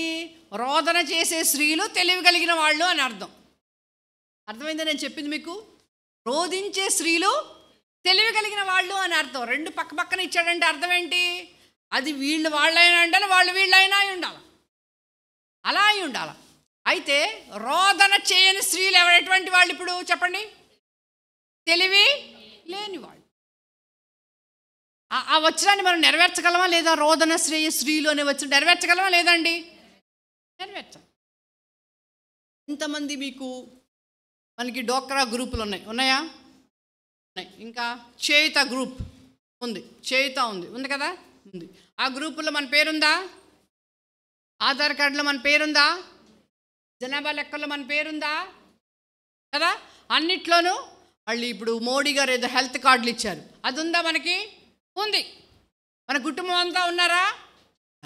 అయితే మీకు ఒక ప్రార్థన టీం ఉందా?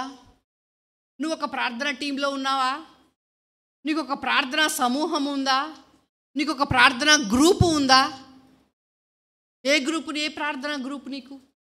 ఎస్తేరు శ్రమ వచ్చినప్పుడు ఏం చేసిందండి? చెలికత్తలను తీసుకెళ్ళి ప్రార్థన చేస్తుంది. ఇది ఒక టీం మెయింటైన్ చేస్తుంది, ఒక ప్రేయర్ గ్రూపు. అందులోంచే ప్రేయర్ గ్రూప్ వచ్చింది. ఎస్తేరు చెలికత్తలు తీసుకెళ్ళి కలిసి ప్రార్థన చేయటంలోంచే వచ్చింది ఒక ప్రేయర్ టీం. నీకు ఒక ప్రేయర్ టీం ఉంది. అమ్మ మాకు ఏ సమస్య వచ్చినా మా ప్రేయర్ టీం ఉందమ్మా ప్రార్థన చేయడానికి అన్న భరోసా ఉందా? ఏది జగనన్న భరోసా కాదు, ప్రార్థనా టీం భరోసా. ఆ భరోసా ఉందా? దేవుడు ఏం చూస్తాడండి మనల్ని? అక్కడ ఏం కనబడతాం? మనం కనబడతాం పరలోక రాజ్యంలో. అజ్జిదోలు అక్కడికి రాగానే స్క్రీన్ ఆన్ చేస్తారు, ఇది రిమోట్. నువ్వు బాప్తిజం తీసుకున్న దగ్గర నుంచి యేసు ప్రభు రాకడ వరకు భూమి మీద మనం బ్రతికి ఉన్నట్లయితే, మధ్య చచ్చిపోతే ఏం చెప్పలేం, కానీ కరోనా లాంటివి వచ్చినాయి అనుకోండి మళ్ళీ మనం చెప్పలేం. అప్పటి వరకు వెళ్తే స్క్రీన్ ఆన్ చేస్తాడు, రిమోట్ మొత్తం కనపడుతుంది సీడీ. నేను కూడా, మీరని కాదు, నేను కూడా. నువ్వు చేసే ప్రార్థనలు కనబడతాయి, నువ్వు వాక్యం నెరవేర్చింది కనబడుతుంది, నువ్వు చెప్పిన సాక్ష్యాలు కనబడుతుంది, నీ ప్రవర్తనలో సాక్ష్యం కనబడుతుంది, నీ జీవితంలో అన్నీ నువ్వు మందిరంలో ఏ ఆలోచనతో కూర్చుని వాక్యం విన్నావు, ఆ వాక్యాన్ని అంగీకరించావా లేదా, ఆ వాక్యాన్ని ఎంత త్వరగా మర్చిపోయావు, ఆ వాక్యాన్ని మరలా అసలు గుర్తే చేసుకోలేకపోవడం, ఆ వాక్యాన్ని ఎప్పుడైనా గుర్తు చేసుకుని ప్రార్థన చేయడం, అయ్యా ఈ వాక్యాన్ని నెరవేర్చయ్యా, మా పాస్టర్ గారు వాక్యం ఇలా చెప్పారు, అది నాలో కనబడేలాగా చెయ్యయ్యా నా ప్రార్థన చేసుకో, అన్నీ కనబడతాయి. అప్పుడేంటి మన పరిస్థితి? చాప ఏం చేసిందండి? దేవుని ఆజ్ఞను.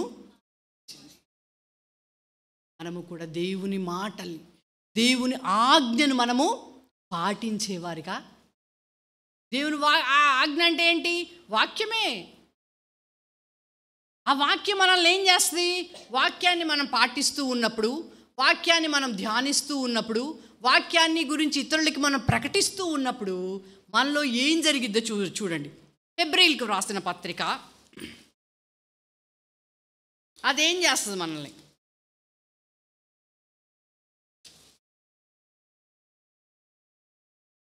హెబ్రీయులకు వ్రాసిన పత్రిక 4వ అధ్యాయం 13వ వచనం. ఎందుకనగా దేవుని వాక్యము సజీవమై బలము కలిగినదై రెండంచులు కలిగిన ఎటువంటి ఖడ్గము కంటెను వాడిగా ఉండి ప్రాణాత్మలను, కీళ్లను, మూలుగులను విభజించునట్టు మట్టుకు దూరుచు హృదయముల యొక్క తలంపులను, ఆలోచనను శోధించును.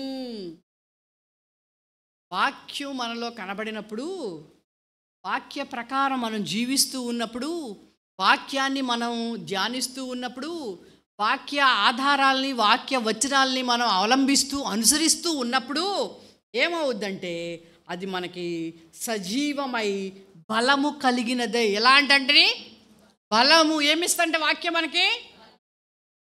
చేప తిమింగలు దేవుని ఆజ్ఞను పాటించింది కాబట్టి 3 రోజులు ఆహారం తినకపోయిన పాపం దానికి బలం ఇచ్చాడా లేదా? దేవుడు ఇచ్చాడు, బలం ఇచ్చాడు. అటు ఇటు తిరగకుండా శక్తి ఇచ్చాడు దానికి. అటు ఇటు మెదలకుండా బలహీనరాలు కాకుండా అది దేవుడు ఇచ్చే. వాక్యంలో బలం ఉందా లేదా?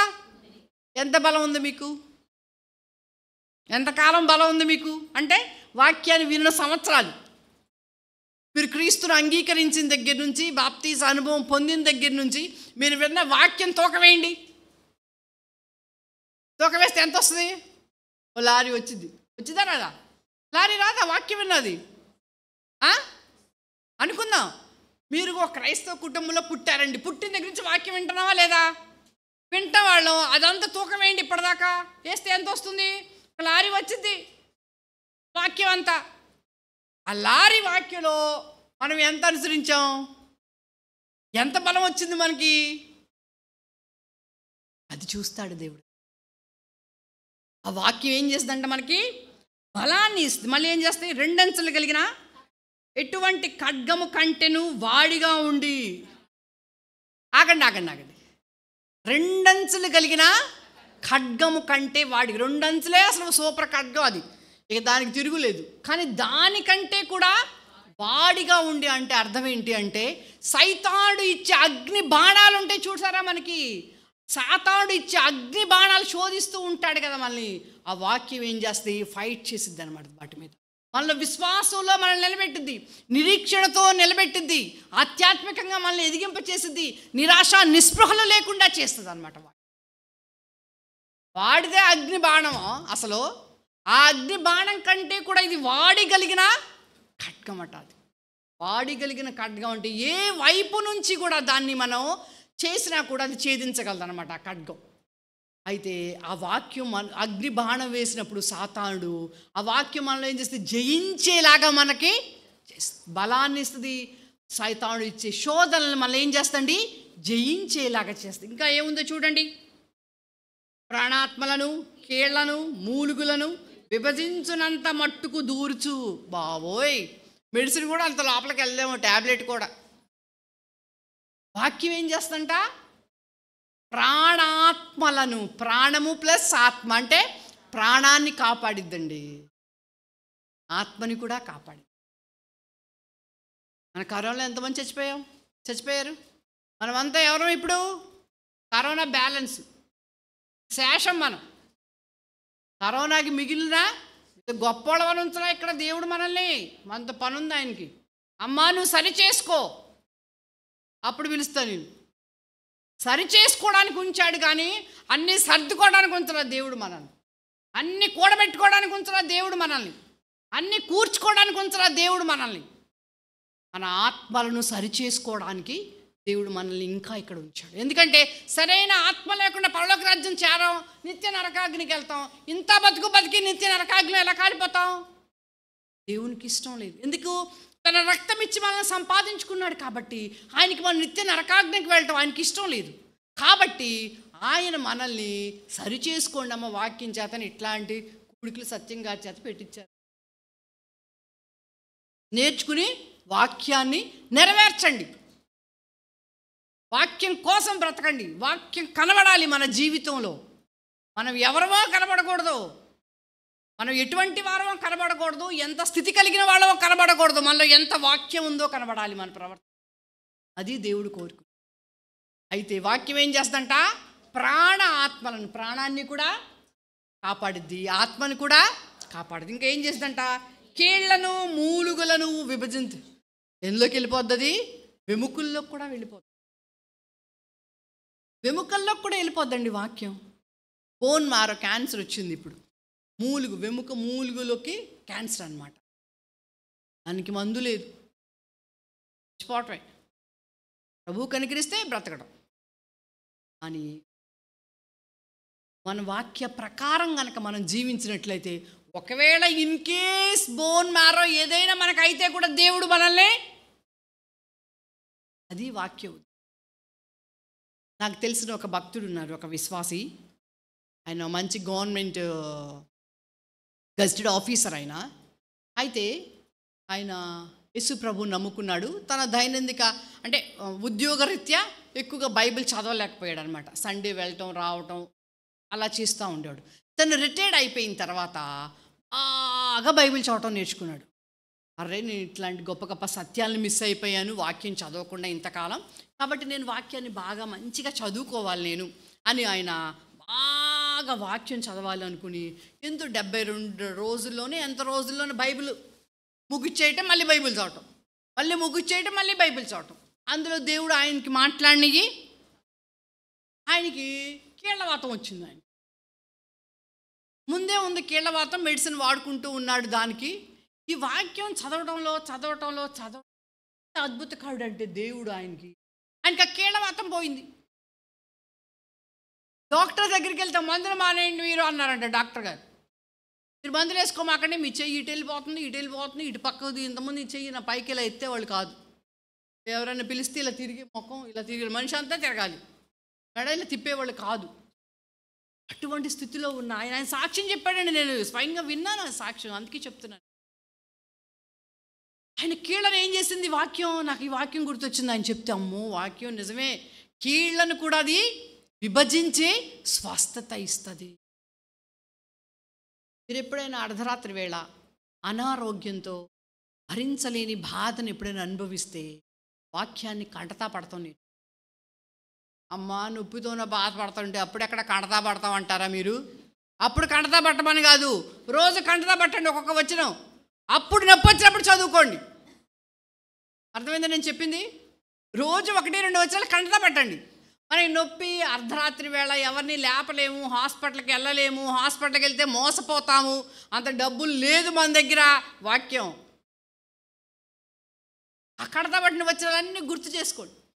నాకు ఆపరో గుర్తు చేసుకోండి, కీర్తనల 1వ అధ్యాయమే గుర్తు చేసుకోండి, 119 గుర్తు, 100వ అధ్యాయమే గుర్తు చేసుకోండి, చదువుకోండి. ఆ వాక్యాన్ని ధ్యానించండి. ఆ భక్తులు వాళ్ళ జీవితాల్లో ఆ వాక్యాన్ని ఎలా ధ్యానించారో ఆ ధ్యానపూర్వకంగా మనం చేసుకోండి. దేవుడు స్వస్థత ఇస్తాడు. మీరు ఇంటికి వెళ్ళంగానే నొప్పి లేకపోయినా ఆ పని చేయమాకండి, వాక్యాన్ని చదవండి. నాకు ఎప్పటి నుంచో ఉందమ్మా కీళ్ళ తగ్గలేదనడం కాదు, వాక్యాన్ని మనం కంటతా పట్టి వాక్యాన్ని నెమర వేసుకుంటూ ఉంటున్నప్పుడు దేవుడు మనకి ఆరోగ్యాన్ని ఇస్తాడు. ఎందుకంటే నేను ఒక సహోదరి సాక్ష్యాన్ని చెప్పిందనమాట. ఆమె సాక్ష్యాన్ని విన్నాను. వీలైతే ఆ సహోదరిని సార్ గారికి పరిచయం చేసి మీ సంఘానికి కూడా నడిపిస్తాను. ఆవిడ ఈ మంత్లో నెక్స్ట్ మంత్లో వస్తుంది ఆ సహోదరి. ఆ అమ్మాయి చిన్నప్పటి నుంచి మెంటల్లీ రిటార్డ్నెస్ అనమాట. ఆ అమ్మాయి కాళ్ళు చేతులు ఏమీ పనిచేయవు, కళ్ళు ఒకటే పనిచేస్తాయి ఆ అమ్మాయికి, ఏమీ పనిచేయదు, బ్రెయిన్ పనిచేయదు, ఏం పనిచేయదు ఆ అమ్మాయికి. ఎట్లయితే ఒక క్రైస్తవురాలు ఆమెను దగ్గర తీసి యేసు ప్రభు గురించి చెప్పడం ప్రారంభించింది. అలా నేర్చుకుంది, చేసుకుంది. ఆ అమ్మాయి బాప్తిజం తీసుకున్నప్పుడు కాళ్ళు చేతులు అన్నీ వచ్చేసినాయి ఆ అమ్మాయికి. కర్ర పట్టుకుని దిగినామా నడుచుకుంటా మెట్లెక్కిస్తుంది. తను అంత అద్భుతంగా దేవుడు ఆమెను స్వస్థపరిచాడు. తర్వాత ఆమెకి క్యాన్సర్ వచ్చింది. క్యాన్సర్ వస్తే దేవుడు క్యాన్సర్ని కూడా దేవుడు స్వస్థపరిచాడు. సెకండ్ టైం క్యాన్సర్ వచ్చింది. సెకండ్ టైం క్యాన్సర్ కూడా స్వస్థపరిచాడు దేవుడు. అప్పుడు నేను అడిగాను, ఎందుకు నీకు దేవుడు ఇలా స్వస్థపరుస్తున్నాడు? మాకేమో క్యాన్సర్ పేషెంట్లు లిస్ట్ పెరిగిపోతుంది, మాకు ఓ ప్రార్థన చేయండి అమ్మా మా కోసం క్యాన్సర్ అని, మాకేమో ప్రేయర్ రిక్వెస్ట్లు వస్తూ ఉన్నాయి, మాకు నీకు ఎట్లా తగ్గిపోయింది క్యాన్సర్ అని నేను అడిగాను. అడిగినప్పుడు తను ఈ మాట చెప్పింది. తనకి చదువు లేదు, కానీ దేవుడు బైబిల్ చదివే జ్ఞానం ఇచ్చాడు ఆమెకి. ఎక్కడ వాళ్ళు నేర్చుకోలేదు అలా అన్నమాట. అప్పుడు ఆ అమ్మాయి చెప్పింది నాకు, అక్క ఈ వాక్యాలే వచ్చి రాని వాక్యాలే, నేను నొప్పి వచ్చినప్పుడల్లా భరించలేక నేను హాస్పిటల్లో అక్క ఇవన్నీ నెమరు వేసుకుంటూ, అయ్యా నీ వాక్యాన్ని దావీదు క్రొవ్వు మెదడు దొరికినట్లుగా అని చెప్పాడు కదయ్యా, మరి నాకేంటయ్యా ఈ బాధ అని ప్రశ్నించేదట దేవుణ్ణి. దేవుడు ఆ రీతిగా ఆమెను స్వస్థపరిచాడు. దేవుడు ఆమె చెప్పిన విషయం అండి అది. వాక్యం మనం చాలా ఈజీగా పక్కన పెట్టేస్తామండి. ప్రార్థనకి వెళ్తాం, వస్తాం, ఆ రోజు ఏం చెప్పారు మళ్ళీ మర్చిపోతాం. విజ్ఞాపనకు వస్తాం, ఆ రోజు ఏం చెప్పారు అన్నీ మర్చిపోతాం, అన్నీ విడిచిపెట్టేస్తూ ఉంటాం. మనం వాటిని మదిలో జ్ఞాపకంలో వాటిని మనం అవపాసన చేసుకోవాలి.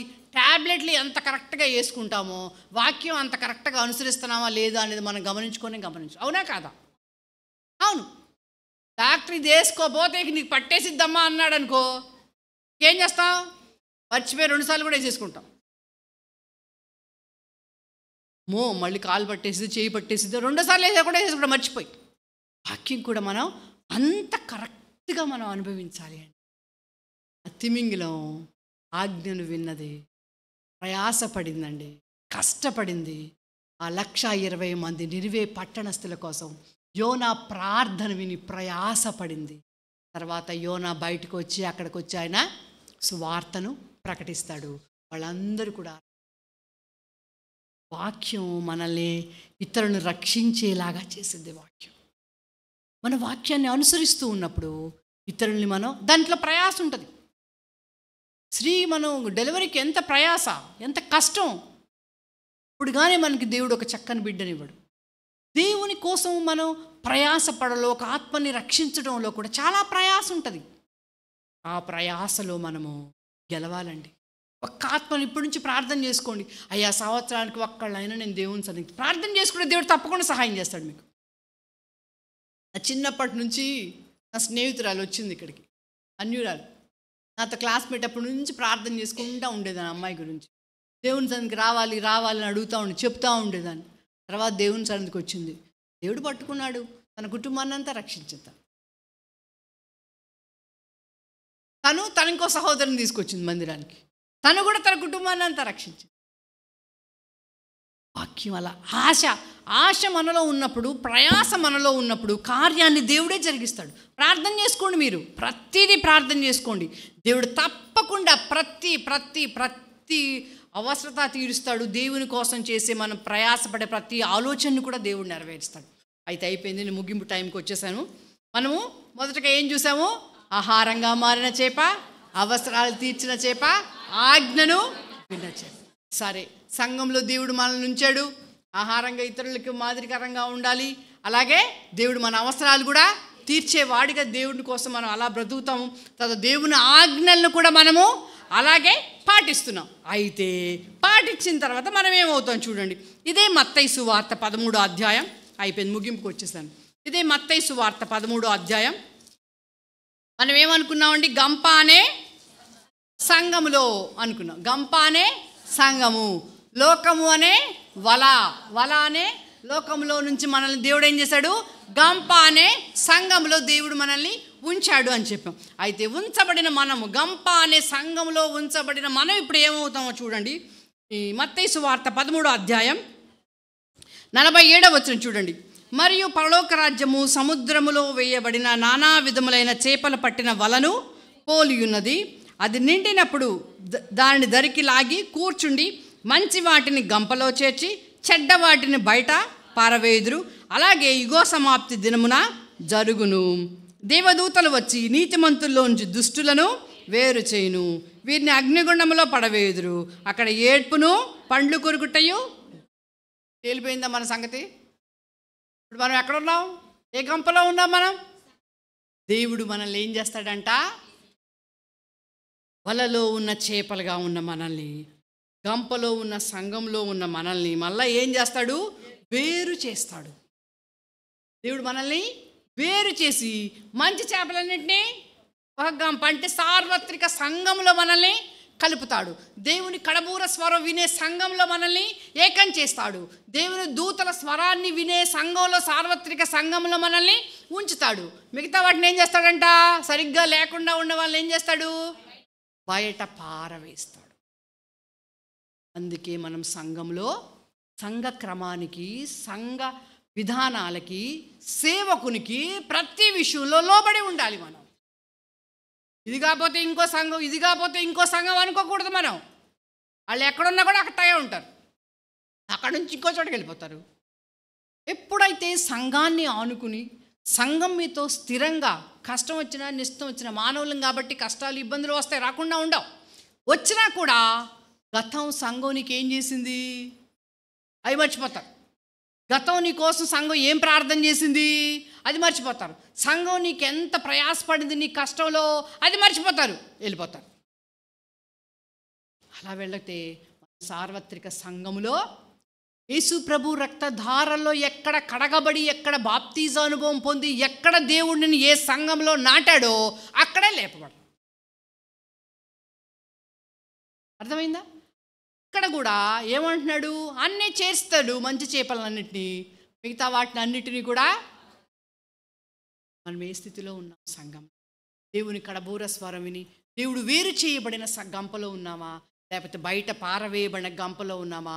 అగ్నికి ఆహుతయ్యే వారంగా ఉన్నాం.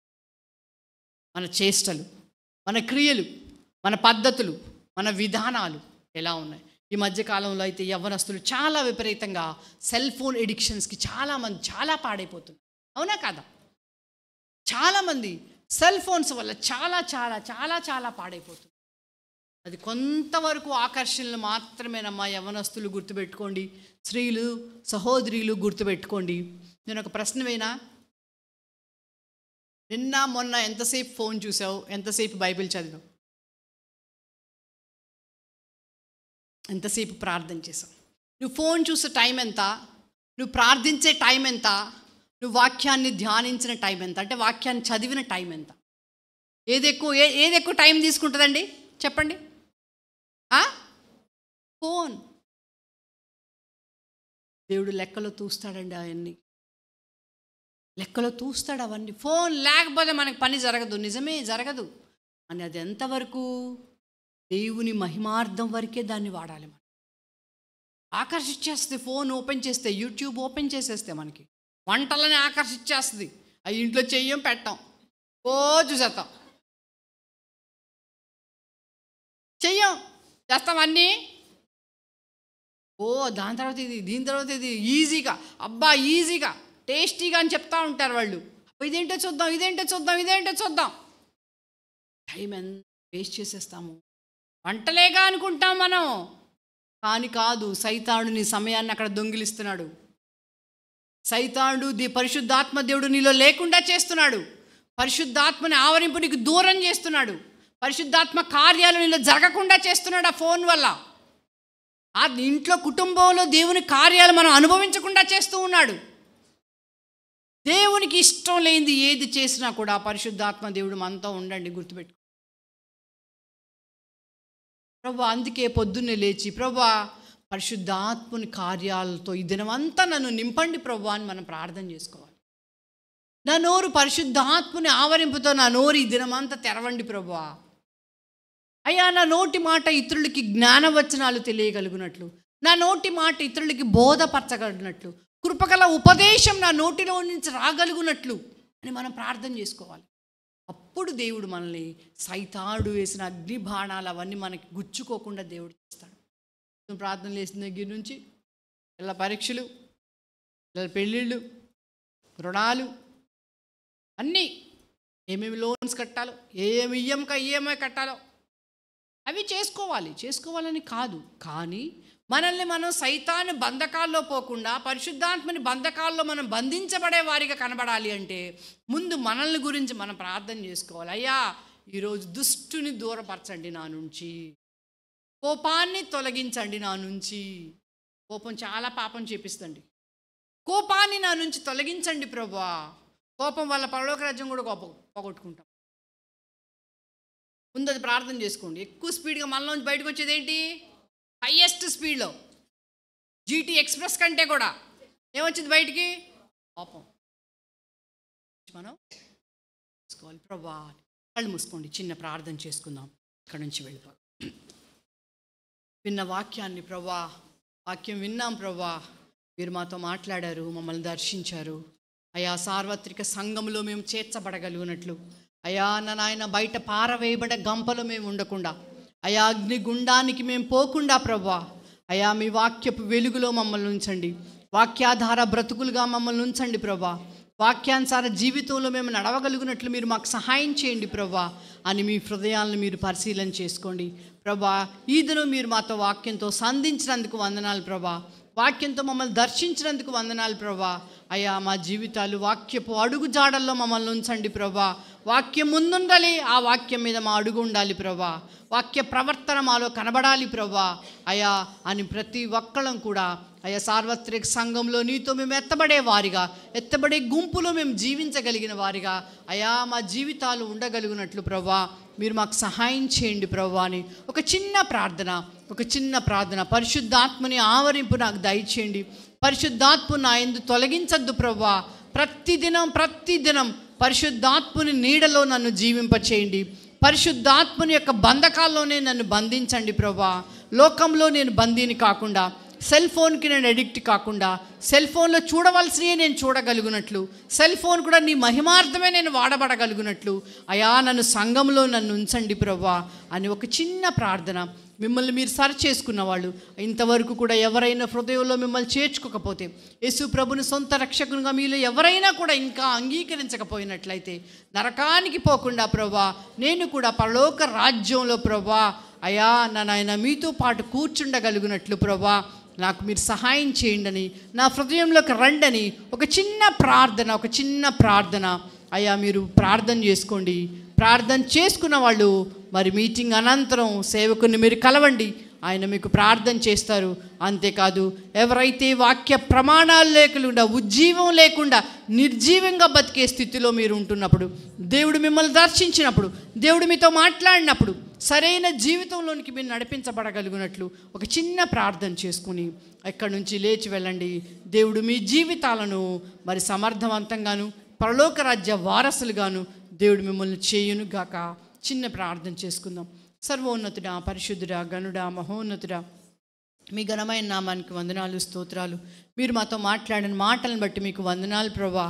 అయా మీ దృష్టిలో మేము నాయన తండ్రి ఆజ్ఞ విన్న చేపలాగా మేము కనబడగలిగినట్లు, పరలోక రాజ్యంలో మేము కనబడగలిగినట్లు, పారవేయబడిన చేపలుగా మేము ఉండగలిగినట్లు మమ్మల్ని అందరినీ కూడా నా నాయన ఈ దినం మీరు మమ్మల్ని పరీక్షించి పరిశీలించినందుకు మీకు వందనాలు. మాలో ఉన్న ఆత్మీయ మరుగుజ్తనం తీసివేసినందుకు వందనాలు. మాలో ఉన్న తండ్రి ఆత్మీయ గర్వాన్ని తొలగించినందుకు వందనాలు. మీకు స్తోత్రాలు చెల్లించుకుంటూ ఈ వాక్యం ప్రభా మాలో ఫలించగలిగినట్లు మీరు సహాయం చేయమని ప్రార్థిస్తూ మా ప్రియుడు మా రక్షకుడైన యేసయ్య నామంలో స్తుతిస్తూ ప్రార్థిస్తూ అడిగి వేడుకుంటున్నాం తండ్రి, ఆమేన్.